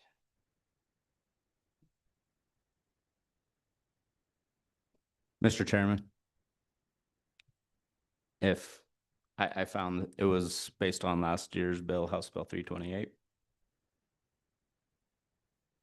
which talks about residential real property taxable value. Bill number 2 discusses, and trying to do this on the fly, but where it establishes the assessment rate of 8.3%, versus the previous, it was $55.1 million to the school foundation fund. So the SFP, 55.1 million. And then 27.9, so 28 million to the local entities.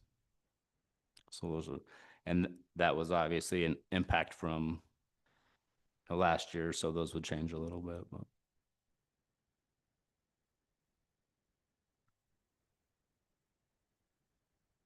Mr. Gill. Thank you, Mr. Chairman. Ken Gill, Department of Revenue. This bill changes the residential real property, which is that new tier, as you know, that got passed in the last election. So this will be that tier. Changing it to 8.3, the CAMA system can do that. The CAMA system is driven by abstract codes, and so this is a very easy change to go to 8.3 from 9.5.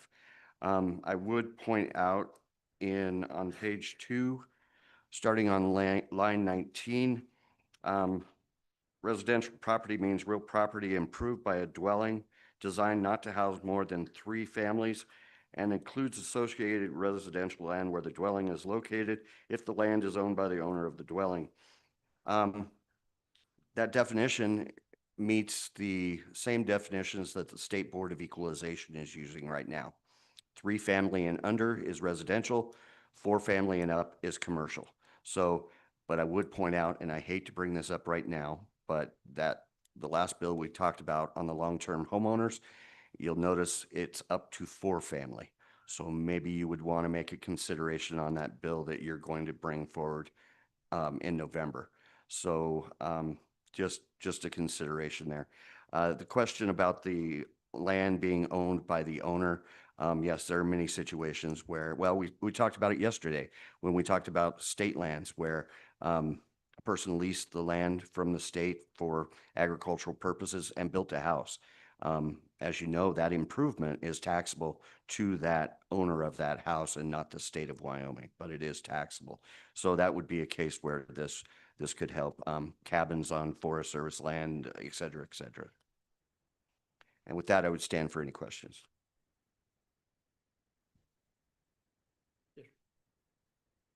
Co-Chairman Locke. Thank you, Mr. Chairman. So very quickly, the way that talks about includes associated residential land, that is my recollection of the way the verbiage we've been trying to standardize. And I think what you're referring to is in 99, we didn't propose that amendment, but certainly that's an amendment that you're recommending. Is the language of in that bill when it was done originally, and I'm talking 99 now. So we had a 4 unit dwelling component. So we break, I think, the way you guys, your separation, your abstract here with that, in that as well. Okay, I'm just trying to make sure I understand, because I think I thought it was associated land, but it sounds like in that other one, we have an inconsistency with the 4 unit as well. Okay. Wanted to Mr. make Chairman, sure. that's correct. I want to make sure we clean that up. Thank you.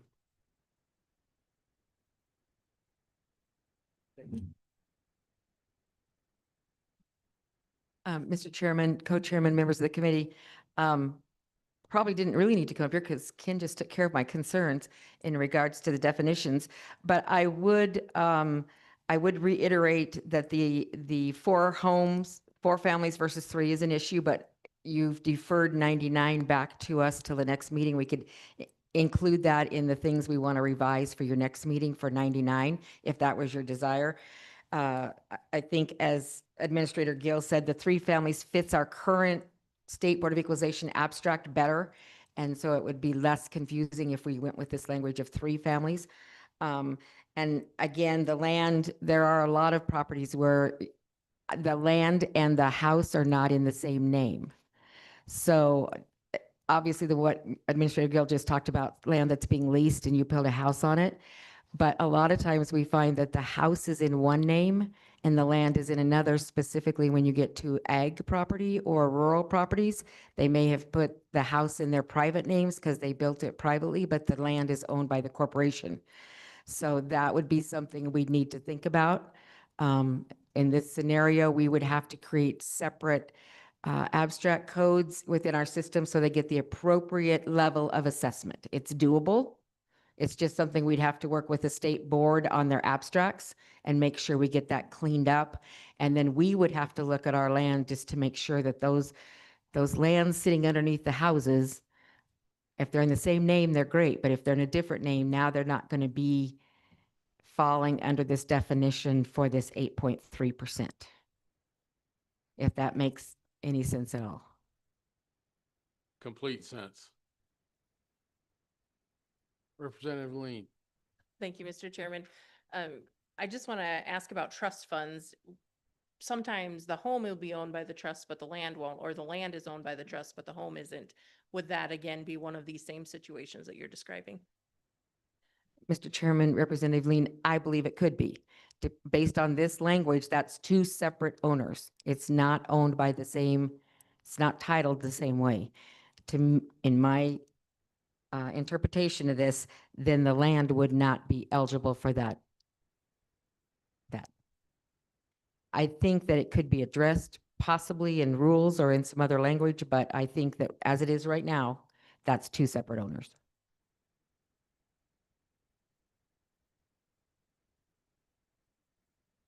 Any other questions?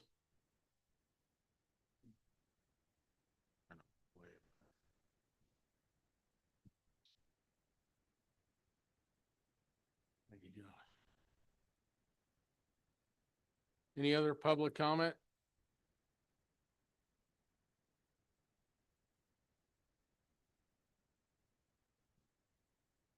Going online? There she comes.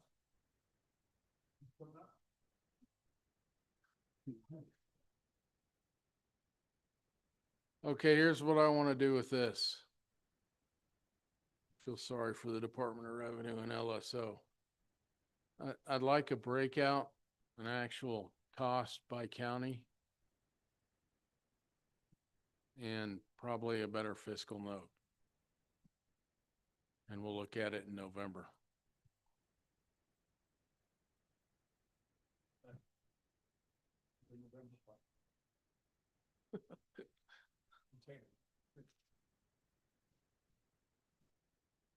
Behave, Senator Case. Now we'll look at 104.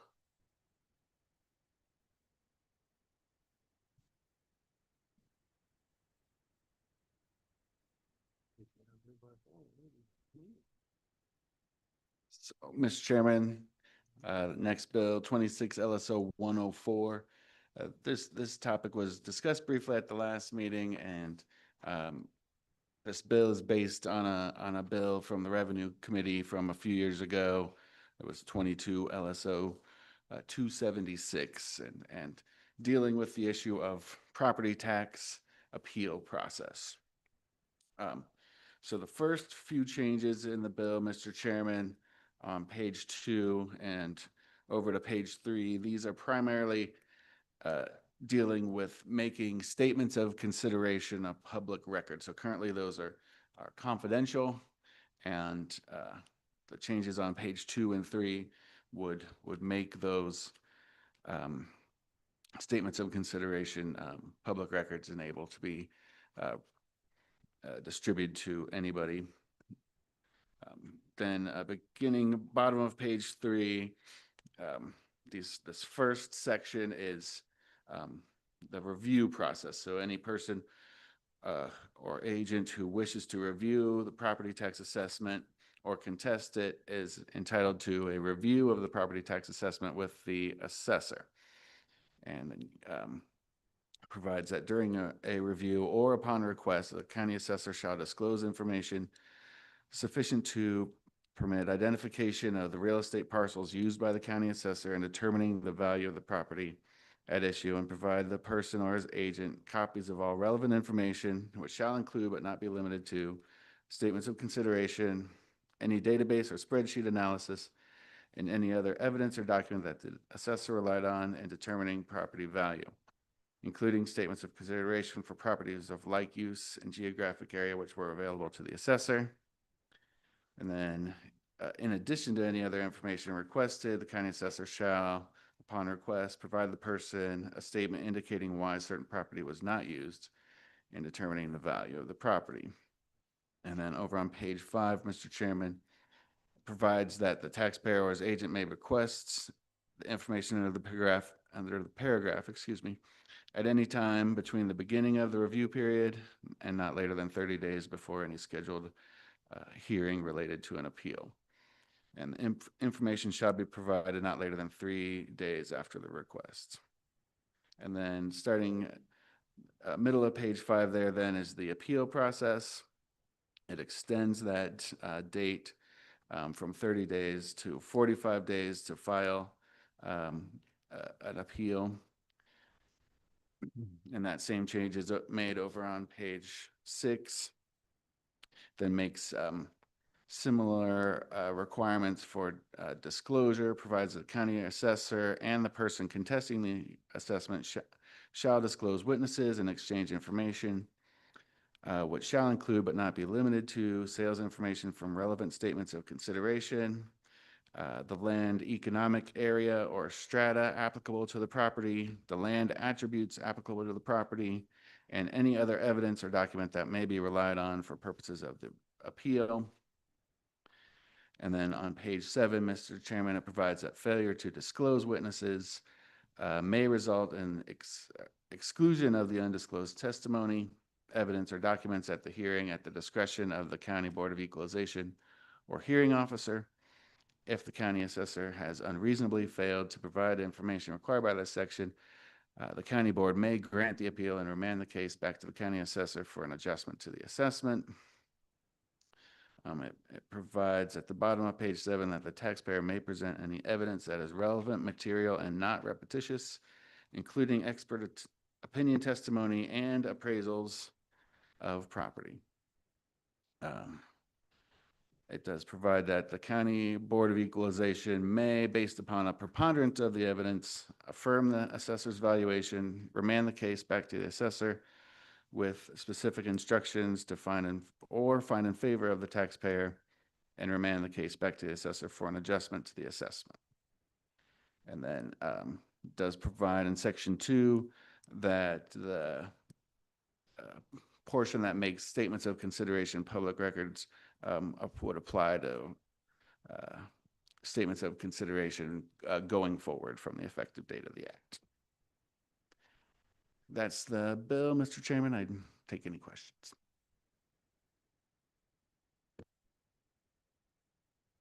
Representative Lean. Thank you, Mr. Chairman. My question comes on page 8 when it talks about evidence presented not later than October 1 of each year. It may be for the county assessor. Is October 1st, are all appeal processes completed by that date? Mr. Chairman, yeah, I think I would defer to the assessors on that. That's all existing language there, but I would defer to them on this. I'm sorry.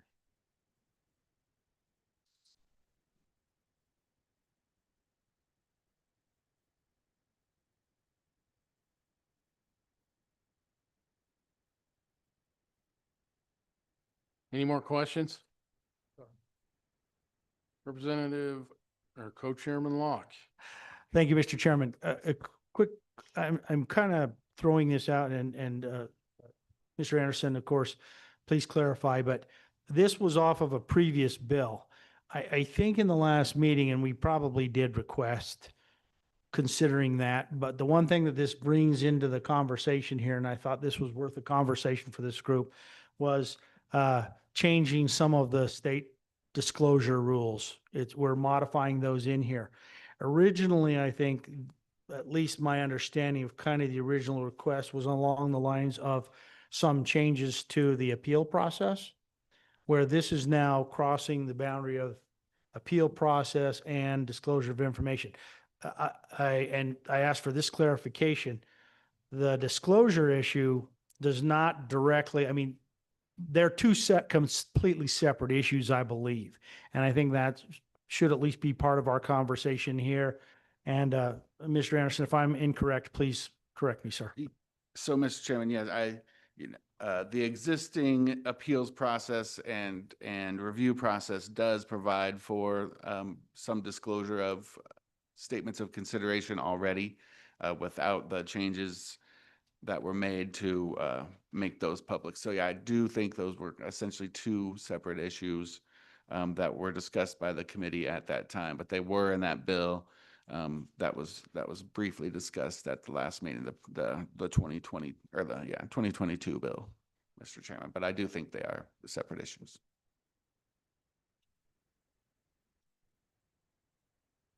Representative Lean. Thank you, Mr. Chairman. Just to follow up with Co-Chairman Locke, my original request was that we change it to 45 days just because of the mail challenges within Wyoming. And further, that the committee asked that the SOCs be permitted. So I do agree with Co-Chairman Locke.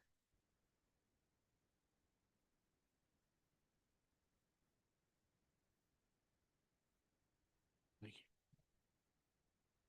you. Oh, Representative Reagans. Thank you, Mr. Chairman.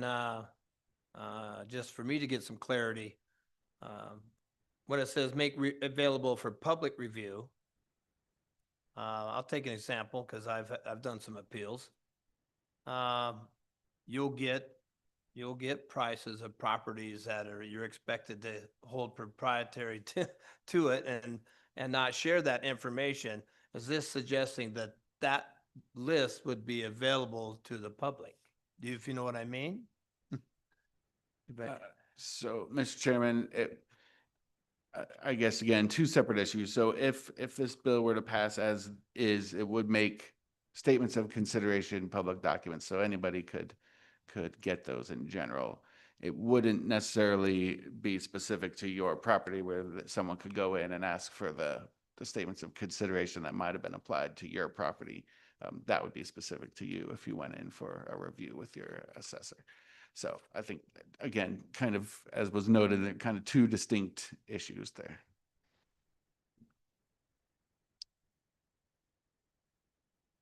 Follow up. Just make sure we're on the same page. And like I said, I saw final prices for probably every home in my community where my home was located in probably the previous year or so. And I backed it up by a couple of friends who had homes there to make sure those numbers were correct, and they were. So that's what I was kind of getting at. I would assume that would still be proprietary. So, Mr. Chairman, if you, yes, I believe so, especially if was discussed, if you removed the first portion of the bill dealing with making those public, then yeah, it would still be work as it did today, where you could go see that, but not everyone could go see that same information. Senator Ryan. Yeah, thank you, Mr. Chairman. Just a quick question. This may be pretty benign, and I don't even know why I'm bringing it up, but I think I keep going back to it. It says the taxpayer or his agent. Could you quantify his agent? I don't know if we need more to go along with that. Does somebody have to sign, agency over to somebody to go get that information for him, whether it be an attorney or just a third party? Thank you, Mr. Chairman. Mr. Chairman and Senator Ogden, good question, and that's all existing information. I assume that was put in there, yeah, to allow someone to send their attorney to get this information. I don't know, I'd have to do a little digging to see if there's any requirements on who or who can't be an agent, or maybe the assessors can provide some information.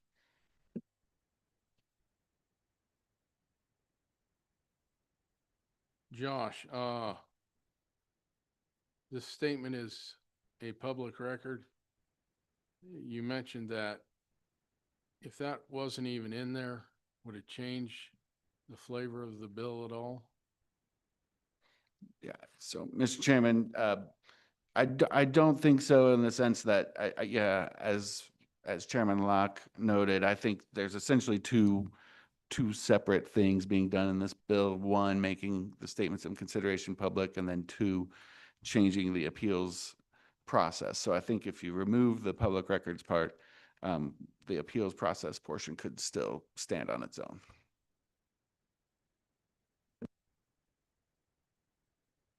Representative Lean. Thank you, Mr. Chairman.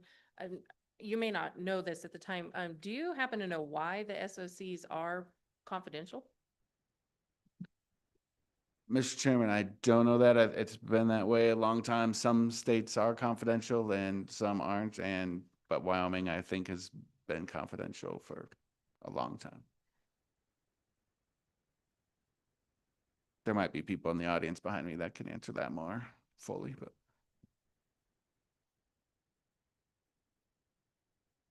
Representative Riggins. Thank you, Mr. Chairman.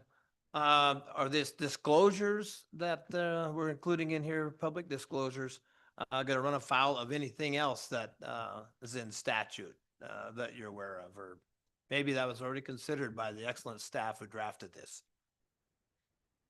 Mr. Chairman, not that I'm aware of, Mr. Chairman.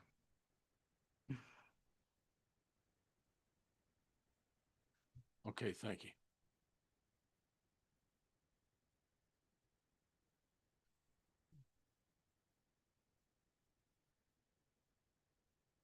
On down.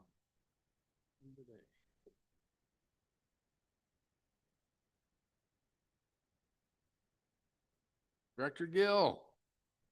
Thank you, Mr. Chairman, Administrator of the Property Tax Division. Just a couple comments on this bill. You're absolutely correct. We are a non-disclosure state. Why we're a non-disclosure state? I think it happened when we went to fair market value, and that's when the statement of consideration became part in 1988 or there around that time. Not sure why we chose to be non-disclosure, but we're one of about a dozen states that are non-disclosure. So just a little comment on that. I agree with Mr. Anderson. If you take that section out and not change anything in that section, the rest of the appeal bill still stands on its own for sure. One question I do have, and it's on page 5, line 18, changing that from the 30 to 45. I do understand the amendment, but I think we need to talk about the tax calendar just a little bit that we're currently under. So we also have to consider that if we're going to change this to 45 days for the appeal period from the date of the assessment notice. And I won't go through the whole year of the calendar. I'll do a 50,000 foot overview, but January 1 is the assessment, day of assessment, right? The lien date is what we call it. And then by the fourth Monday in April, the assessors have to mail the assessment notices to all taxpayers. Well, if we go 45 days from the fourth Monday in April, well, let's just go 30 days. So that's the fourth Monday in May. And now we're into June, but the abstract for the State Board of Equalization is due on June 1st.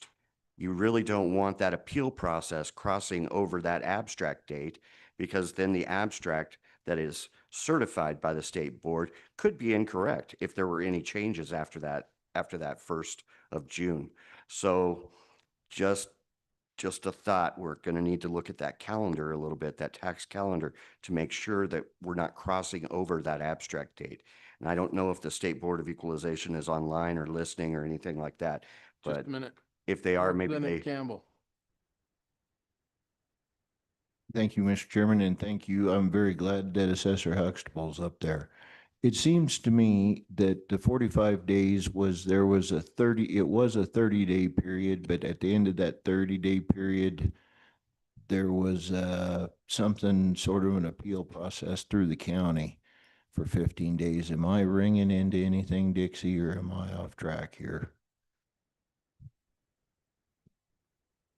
Mr. Chairman, Representative Campbell, not to interrupt Administrator Gill, there is a 30-day appeal period. And prior to that, there is a review period, anytime from the day that the notice of assessments. I'm just going to give you a little 101 here on the appeals as how they're happening in the state currently. And we reviewed this through our association, and we've had extensive discussions about this.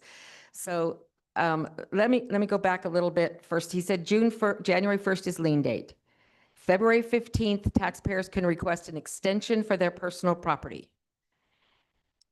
March 1st, their personal property renditions are due. If they filed an extension, we have to grant that extension to March 31st.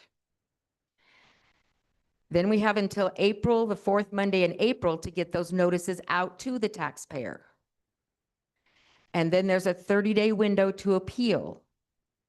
Our abstracts are due June 1st, and then all appeals are to be settled by October 1st. That's according to statute. Some of them do not make it, to answer a previous question, but that is the targeted goal. Back to the appeal process that we are all following currently across the state, according to our association membership. The notice of value goes out in the mail from that date, either the date on the notice or the date they hit the mail, they are stamped, whichever is later starts the 30-day window for the appeal. During that period, the taxpayer can come in and we do reviews. Every office does a review if a taxpayer asks for it. So they come in, they ask a question. Sometimes they're simple questions, sometimes they're more complicated. The typical response from the assessor is going to make sure you have your characteristics correct, and then you're going to go from there. If they want to do a formal appeal, either initially because they don't even want to talk to you, they just want to file it, and we do have those, or you've had an extensive discussion with them at the review stage at your counter and you haven't resolved any differences, the formal appeal must be filed within 30 days from that date of notice. Currently, that's the statute. And I will tell you, and I think I have 8 assessors in the back room that would come testify the same way, the majority of the people wait to the last 5 days to appeal. It's not like they appeal on the first day and then we don't have time to talk to them. It's that they come in the last week to appeal. Human nature, waiting till last minute, whatever the case may be. The question to do with an agent. There is no written policy that I'm aware of across the state, but every county probably has their own policy to protect my taxpayer. I'm not going to let anybody come in and get their information without a written power of attorney for an agent. It can be a tax rep, it can be your attorney, it could be your brother, but you, the taxpayer, are going to need to sign a document saying that you're authorizing this person to have all the details about your property, including sales data that's non-disclosable. If we get to that point to where you want the sales data, you want to look at it, which is readily available. Every county has that available. If you want that in my county, and I think in all 23 counties across the state, you're going to sign a document that you are aware currently that we are a non-disclosure state. And if I give you that information, you're not going to share it. It's a penalty against the law if you do share what I give you. So those are protections for our taxpayers to make sure we're not giving out information that we should not. There is that review period, and that's all language that's in the statutes currently. And then, as I said, if you get to the point where you're contesting, that's where the formal appeal paperwork comes into play, and that's the 30-day window. I would also continue that whole gamut with the fact that it doesn't stop. Our conversation doesn't stop there. We don't set our appeal dates typically, our hearing dates. Our Board of Commissioners, who serve as the Board of Equalization, and our county clerk set those dates. We certainly have input, because it does affect us as county assessors, but they set those dates. So from the time the person files the contested appeal document till 30 days prior to that date that my county board sets, we're still having conversation with those taxpayers. If they want to, there are some that do not. There are some that do. We have taxpayers that ask for a lot of data. They come in and they want a stack of data for their appeal. It takes us a little bit of time to get that together, especially if it's a large geographical area that's involved. A lot of sales, a lot of information. It may take a few days to get that together. We've had taxpayers ask for that and never come back for it. Should I be using taxpayers' dollars to mail all that to them? We don't do that now. We have it readily available for them. They can come in and pick it up. If they don't pick it up, then it goes on to the evidence packet. So I wanted to lay a little bit of the groundwork of what's happening with the appeal so that you fully understand. I know there's some history opposite of that. I've sat in this very room years ago with other conversations, but I wanted to show you what's happening now. And as far as this bill is concerned, we do have some concerns with the bill, and I'd be happy to walk you through it page by page if you have those, if you have the time and would allow us to do that. But I did interrupt Administrator Gill, so if he needed to finish, I certainly want to defer to that. Oh, you're going to hand it off, aren't you, really quick? So the first item that we have on our list is the disclosure, and I think you've already addressed that. This bill, as drafted, as we read it, certainly takes us from a non-disclosure state to a disclosure state on all property. This is not limited to just residential. This, as we see this, is all property. Whether you leave that in or take that out, that is certainly your policy decision. We've advocated for it to become a non-disclosure state for quite some time. That would eliminate, in our opinion, a lot of the concerns of an appeal. Most of the time when somebody questions their value and we can show them what the property's actually sold for, they are surprised. That's not what my neighbor told me he paid for it.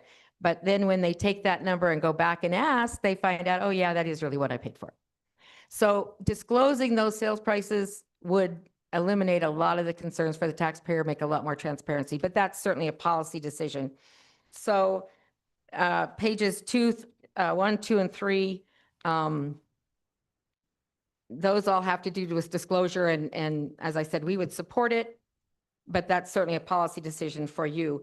On page 4, line 11 is where I first started making some notes, and I'm just gonna, this is not a change in the bill. This is on line 11 where it says property at issue and provide the person. That comment I just made a minute ago where we spend the time and the resources to make a lot of copies based on what the taxpayers ask for, and then they never come and get it. Does that mean I'm supposed to mail that to them? Or could we change the language to say make available?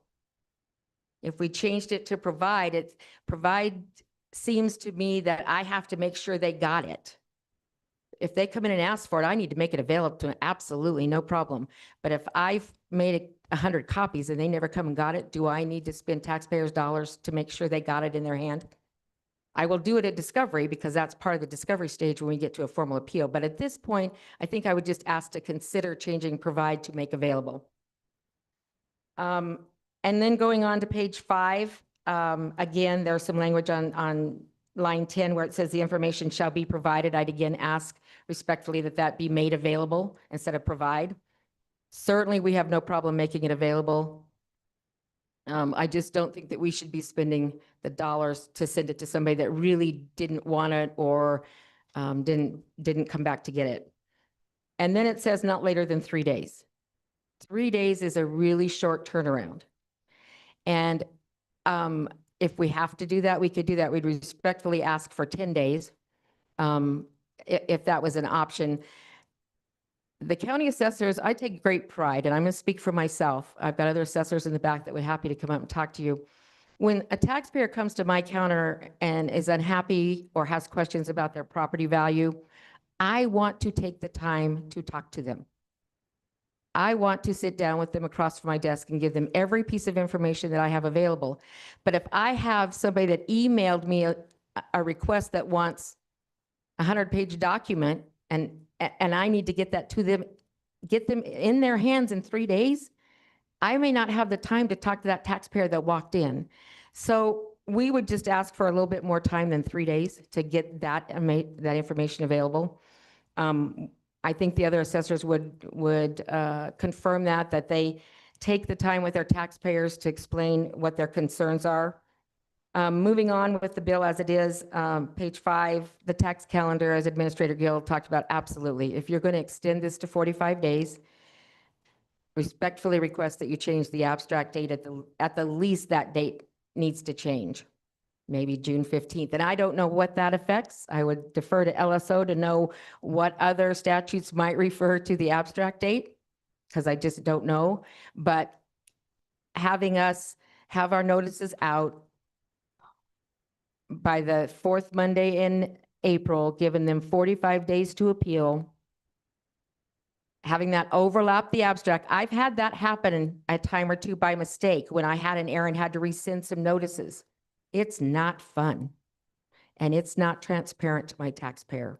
So please, if you're going to extend this to 45 days, consider changing the tax calendar as well. And I would just make a remark on that. If you extend it to 45 days, I probably won't see the appeal people in there until day 35.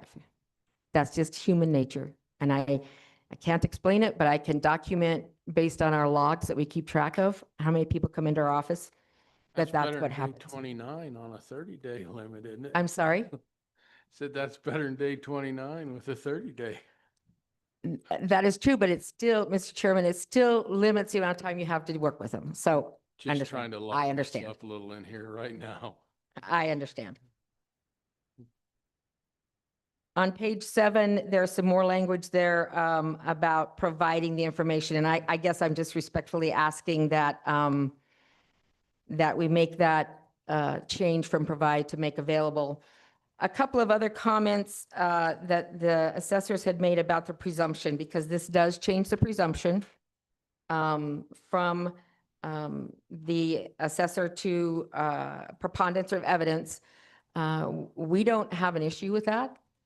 I don't think you'll find an assessor currently that would go into an appeal presuming that they're going to win just because they are the assessor. They will always put the evidence out there and let the County Board of Equalization see all the evidence and preponder that evidence. So I will tell you that we have more access to some of the data and certainly the statistics than the taxpayer does, but I'm not afraid to share that with the taxpayer. We are not afraid to be transparent to the taxpayer. Taxpayer may not understand what we're talking to them, hence the need for an agent possibility. And then it depends on how that agent understands Wyoming law, current Wyoming law, because sometimes we get them from other states that really don't understand our law. So with that, I would stand for any other questions that anyone has for us. And I may have some other assessors that would like to comment as well, but I'll leave that up to them if they want to come forward. Questions?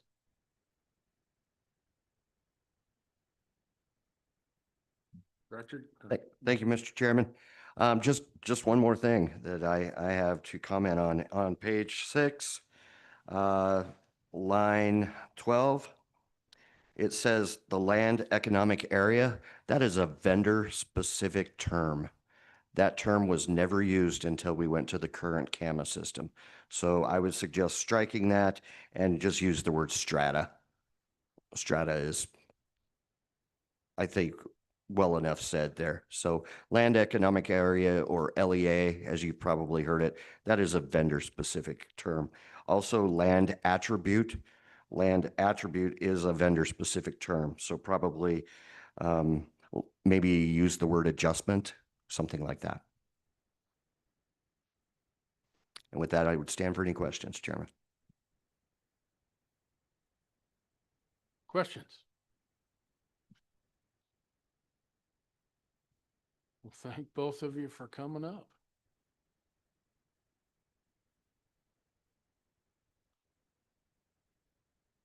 Do we have any other public comment?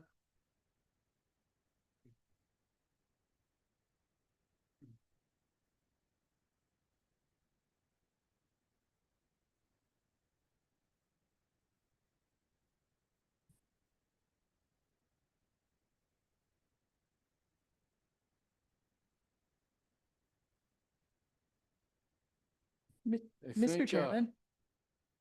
Mr. Chairman, Yes. we do have one person online. We have Patrick Sweeney to provide public comment online. Yes.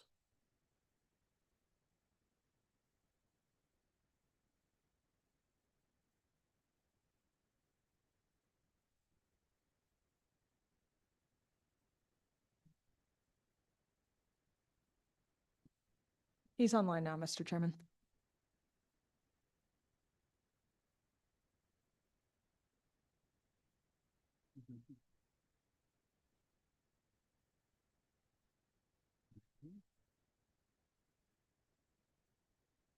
Welcome to Revenue, Mr. Sweeney. Oh, thank you, Mr. Chairman. I didn't know if you were ready for me or not, if you had other county assessors that wanted to speak. But if you're ready, I'll proceed, Mr. Chairman. Please proceed. Oh, thank you, Mr. Chairman. So, I believe some of this bill looks familiar. I believe the Revenue Committee that I was on, my last meeting was in November of 22. And I honestly do not remember. I think the only person on this current committee that served on that working group is Senator Case. And we had a former Johnson County. Sir, can I get you to identify yourself? Oh, public. Thank you, Mr. Chairman. Pat Sweeney from Casper. And on the working group, I believe Senator Case was on that, and we had a former county assessor from Johnson County that helped us, I believe. Secretary of State Gray was on that working group. And what it boiled down to, I do not remember, quite honestly, the non-disclosure being this prominent that it is in this bill. I think that's an extremely heavy lift and a huge change. Where the need for this came in 22, Natrona County in particular was under a huge State Board of Equalization order on trying to get our valuations correct. And then, of course, COVID hit, then everything else hit, and just things got exasperated. Our county board of equalization and a few other county boards of equalization around the state were also experiencing some frustrations. They really had no real levers that they could pull, and quite honestly, had to pretty much deny any changes. And everything got sent to the State Board of Equalization, and nobody was winning any of those appeals because of a number of problems. Keep in mind that year alone, I believe Natrona County had 4,000 appeals. So this is where this is coming from.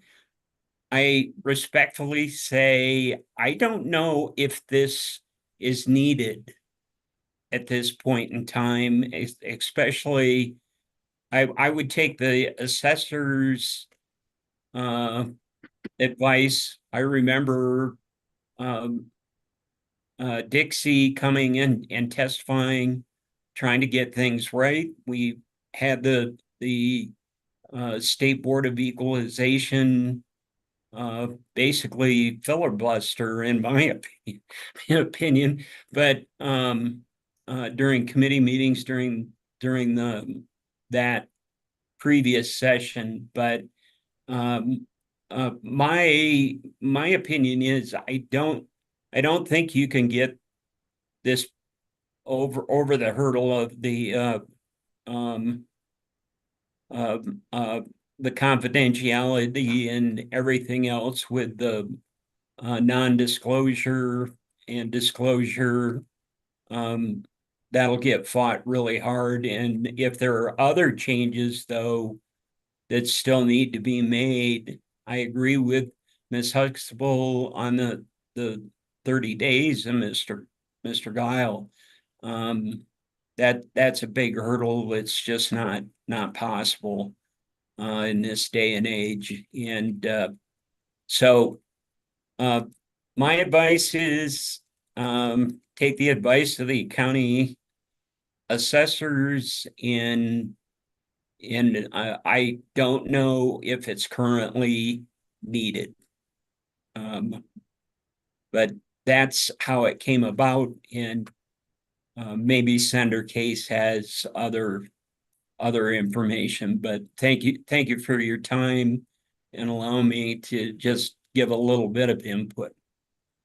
Thank you, Mr. Chairman. Thank you for your testimony. Questions? Senator Hyde.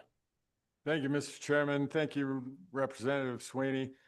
I know we've haven't agreed on a lot of policy in the past, but I just want to say that I'd have to agree with you on this, on the non-disclosure, to keep it the way it is. So thanks for your testimony today. Thank you, Senator.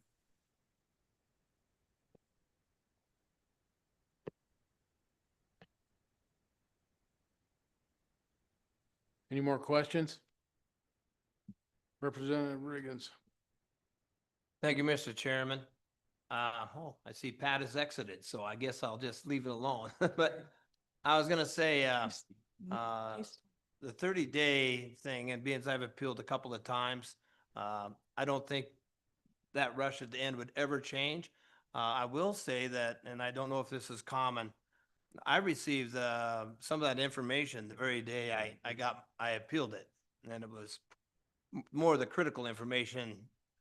They automatically provided that for me here in Natrona County. I don't know if that's the same elsewhere, like the list of prices and properties in my neighborhood. So, in the first 10 minutes of opening your assessment, if you're thinking about appealing, right? And then you have that time to consider if you want to go through the process. Is it worth your effort to spend that much time?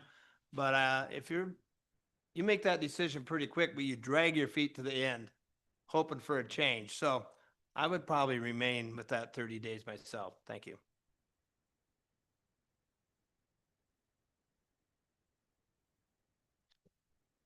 So do we, Mr. Chairman, we also have Mr. Hartzog online to provide public testimony on this as well. welcome, Mr. Hartzog. Good afternoon. Can everyone hear me? Yes. I wasn't sure. I just got this computer and I had not tried to do a Zoom meeting with it. So this is exciting. It worked. For the record, my name is Marty Hartzog. I am Vice Chairman of the Board of Equalization, and I just thought I'd offer a few comments about this bill. Of course, I have been before the Revenue Committee numerous times on this iteration of the bill. I guess Mr. Sweeney's right. It came up probably 4 or 5 years ago, and in the midst of the Natrona County mess. And that sprung out of course, the transition with the new assessor and lots of turmoil. There were many appeals, and some of the frustration, I think, was really limited to that situation. I don't know that you'll find the same turmoil in other counties, but be that as it may, just a couple of comments about the bill. It's very broad in some places. I guess I would be careful. Some of the language, for instance, on page 5, you have the phrase related to an appeal, and this is the information that the taxpayer is entitled to. That's just, I'm not sure if there's a way to narrow that. The taxpayer may always argue that they're not getting enough information, or that the assessor has sandbagged them, or whatever. But that language could become tricky. The 45-day appeal, I guess I'm ambivalent about it. It's a long time in the practice of law and all of the different systems. I can't think of any appeal period that's longer than 30 days. There might be some when it's very particularly needed, but 45 days is a long time, and I would defer to Ms. Huxtable and Mr. Gill on the tax calendar problem. We do push into October pretty quickly. Some boards don't get those rulings turned around very quickly, and then we're lapping appeals, so we're having the same appeal the next year on the same issue before there's an answer. And then if it goes up to the board, and then of course, if it goes up to the Wyoming Supreme Court, you can have kind of an overlap. So just, I would say, be careful about extending the appeal period. Quite honestly, we don't get a lot of folks that miss that 30 days. When they do, it's usually a situation where they were out of the country or there was a mailing problem, and we have a process in place. If they don't appeal on time and they have what's called excusable neglect, they can come to the Board of Equalization or the county board and say, here's the reason. Now they have to have a good reason. It can't just be, it skipped my mind and I didn't get around to it. But really the 30-day appeal period is pretty well developed. And I think I would be careful about tampering with that, because there may be other ramifications within the tax system. Moving on to the language, I guess I would ask that you use a different phrase on page 7 at lines 11 and 12. I think I mentioned this before. Grant the appeal. That doesn't mean really anything. I'm not sure if you're saying affirm the taxpayer's position or something like that. That would be more clear. In fact, there is an appeal. The appeal's been granted. So I would find a different way to explain what the outcome will be if an assessor has unreasonably failed to provide information. I just say that because grant the appeal and remand is not, I'm not sure what that means. The presumption in favor of the valuation, understand that's kind of built into case law. I know it's in the statute, but at the end of the day, what happens is if the taxpayer is able to offer enough initial evidence to overcome the presumption, meaning they raise a question with just enough to really tee up the question, then the county boards apply a preponderance of evidence anyway.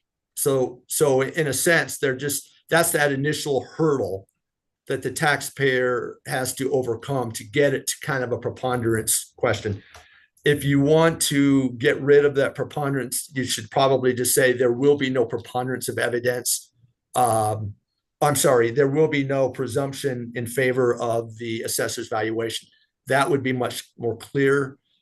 That would ensure that the common law does not kind of creep into it, because the common law it basically establishes that a government decision, there's a presumption that they're correct, that they've operated in good faith, so forth. So anyway, just to help avoid any confusion down the road. And then one last comment, and this is kind of important. We've talked, I think you asked some very direct questions about what county boards of equalization can do. You have another statute, and I would just direct your attention to 39-13-102D. And that language figures prominently in the powers that county boards of equalization can administer. It basically says that county boards cannot perform the function of an assessor. Okay. So in that last paragraph on page 8, where you basically go through the list of what the county board can do, are you saying there that they can set value? And I just rhetorically, that's the question that comes up when I read that. It says you would change the language to say that they can affirm the assessor's valuation, remand the case back to the assessor with specific instructions, and find in favor of the taxpayer and remand the case back to the assessor for an adjustment to the assessment. So if you're saying that a tax board, county board of equalization can basically say the value is this, then you probably want to change the language in 39-13-102D, because in effect, you're saying that they can, I hate to say it this way, but step into the shoes of the assessor and decide what that value is. Right now, they can't do that. Many times they do, and we have to reverse it because the law is clear. They can point out an error, but they're not allowed to say, this is the taxable value that assessor will apply. That would be reversible right out of the gate. And so anyway, that's kind of a challenge, I think, for you.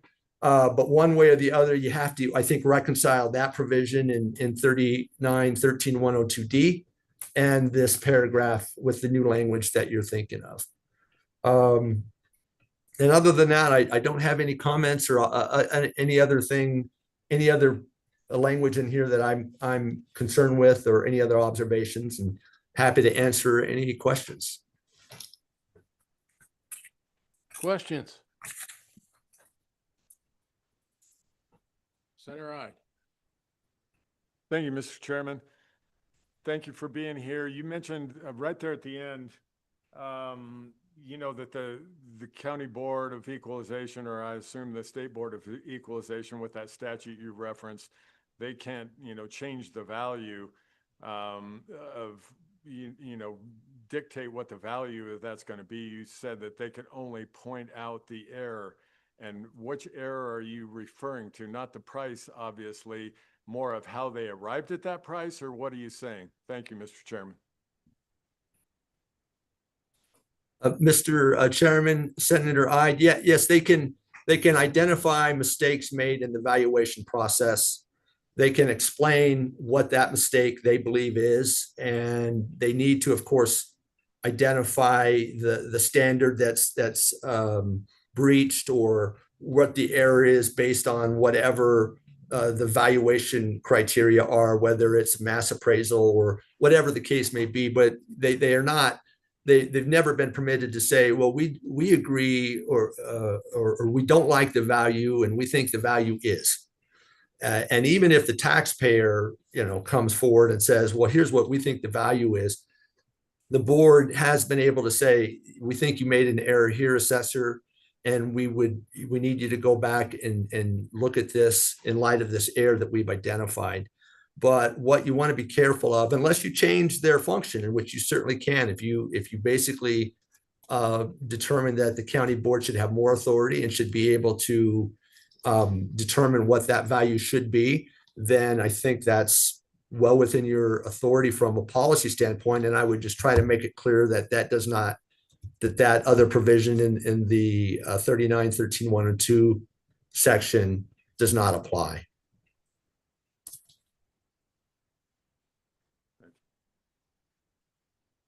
Thank you. Any other questions?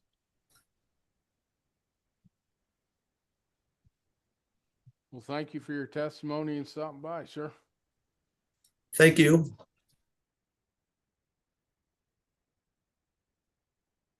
And with that, we will.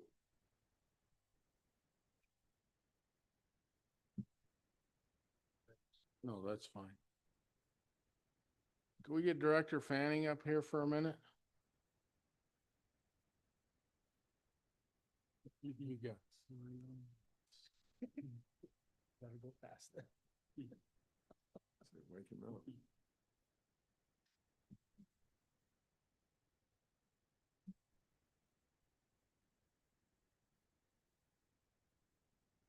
Mr. Chairman, members of the committee, Brett Fanning, Department of Rev. Yes, sir. Co-Chairman Locke. Thank you, Mr. Chairman. So I want to do this very quickly, so I'll just bring this up. So you remember there was a broad discussion yesterday on reporting, exemption reporting, and the fact that there's been a lot of discussion over the years. How do we make it better? How do we make the reporting better? I think conceptually, we're not trying to make this so difficult. We're all trying to not make this difficult on businesses, but by the same token, the additional data would be valuable for the legislature to understand impacts of these exemptions. The question I have is, are you within your rulemaking able to maybe push to enhance that? Is there value in doing a draft bill that would help you with that, or can you do that within the rules? Well, I think if you have wiggle room within the rules and can move in that direction, I think that's of great interest to us. Let me put it that way. I'd rather not do legislation and make a bunch more tweaks. Less laws on the books is always better. And so that's what we're really asking. Do you need some legislative guidance, push, or for help on this, or can you, within your rulemaking, maybe continue to push to enhance that? Wanted to throw that out, get your feedback, and then make a final decision very quickly. Mr. Chairman, Mr. Co-Chairman, the answer to the legislative question is yes. This likely requires legislation, and here's the why behind it. So our rules are meant to clarify the statutes. And as of this second, there is no exact rule that would require the department to survey or ask for entities the type of exemptions and the amount that they are claiming. This really does seem something that requires some legislative intent, and then we can further clarify that intent as necessary. This is something, as I was going through my data research last night, I think statutorily this is possible with minimal impact, and we could get the vast majority of the companies and the taxpayers reporting to us. And here's kind of the thought process I had. So there could be some sort of statute or legislation that if you provide an exemption certificate, which means you're claiming an exemption, that you've got to register. I think that's the best word, register with the department. Then we actually have a list of taxpayers that are providing exemption certificates. So I think that's possible to some extent. Then you've also, in that same piece of legislation or thought process, you want to survey the companies that are selling items without sales tax. So then, and we already have those companies. So I think you get two pieces of that puzzle somehow. We've already got the vendors licensed with us who are reporting untaxed sales.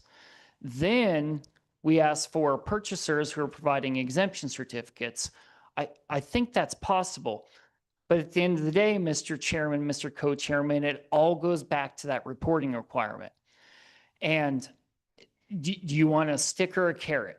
And which one's better or not, that's not for me to decide, but we're still going to have non-compliance on that if there's not some sort of incentive or disincentive to report.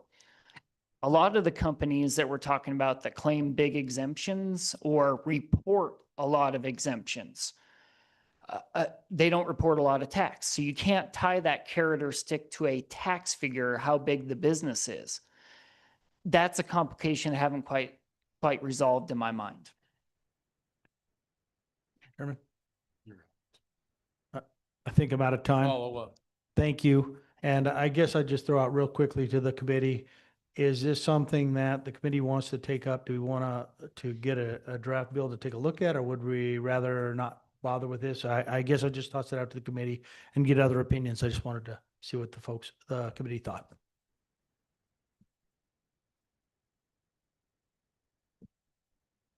There you go. There's our answer. Thank you, sir. Thank you. Representative Lean. Thank you, Mr. Chairman. To Co-Chair Locke's point, I do think that this is important that we understand who's using our exemptions. We've heard from the department that they're being used internationally and that the state of Wyoming is not garnering anything for that. My concern is that I don't think that we have enough data, like Director Fanning was talking about, for an incentive or disincentive to be able to get it enforced. And I don't want to pass legislation that doesn't have an enforcement, because that's currently where we're at. So I do think it's worth a discussion, but I don't know if we're at a point where we should draft any legislation. And I'll make one comment on this. That's all we need is some more to do in November.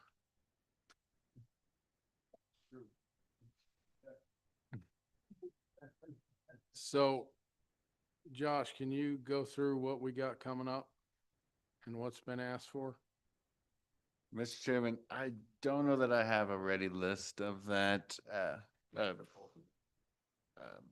Do you Chairman. have some? Dalton may have something or, 1 second, Mr. Chairman. Mr. Chairman, And Yes.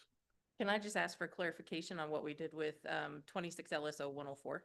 We just kind of moved And, on to. yeah, the- Mr. Chairman, we didn't take any action on 104 yet. We're gonna finish it up in November. Okay. And Chairman Locke's gonna take the lead and get a hold of everybody and figure out where everybody sits in some amendments. Mr. Chairman, can I stick my hand in the air to work with Co-Chairman Locke on that one? Oh, please do.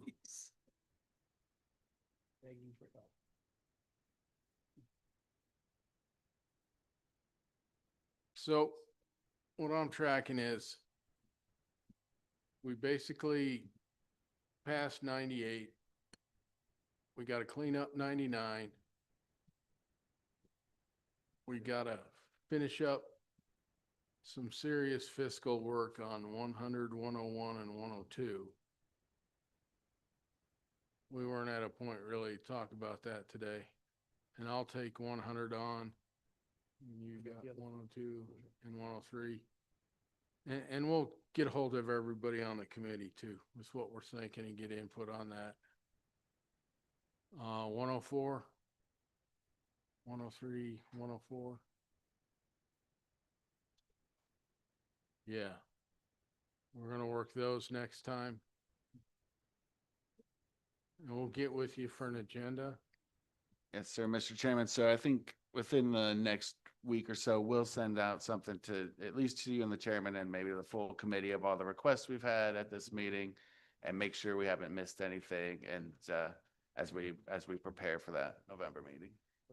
And I think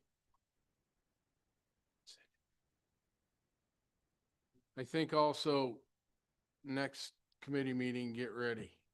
Because I think the only thing we're gonna do is work bills.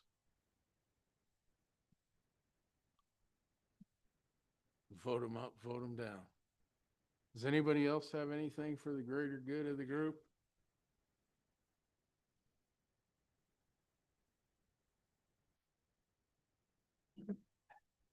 Mr. Chairman. One second. I just want to note for the fiscal impacts, now that we have the new current year tax data, we'll work with DOR and can get you those. Oh, great. Anybody else from the LSO staff?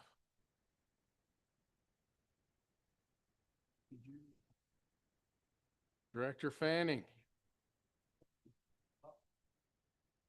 No, I'm asking if you have anything else. No, the answer is no. Come here. Director Fanning. Oh. Oh, it got me back. Okay. With that, we will adjourn.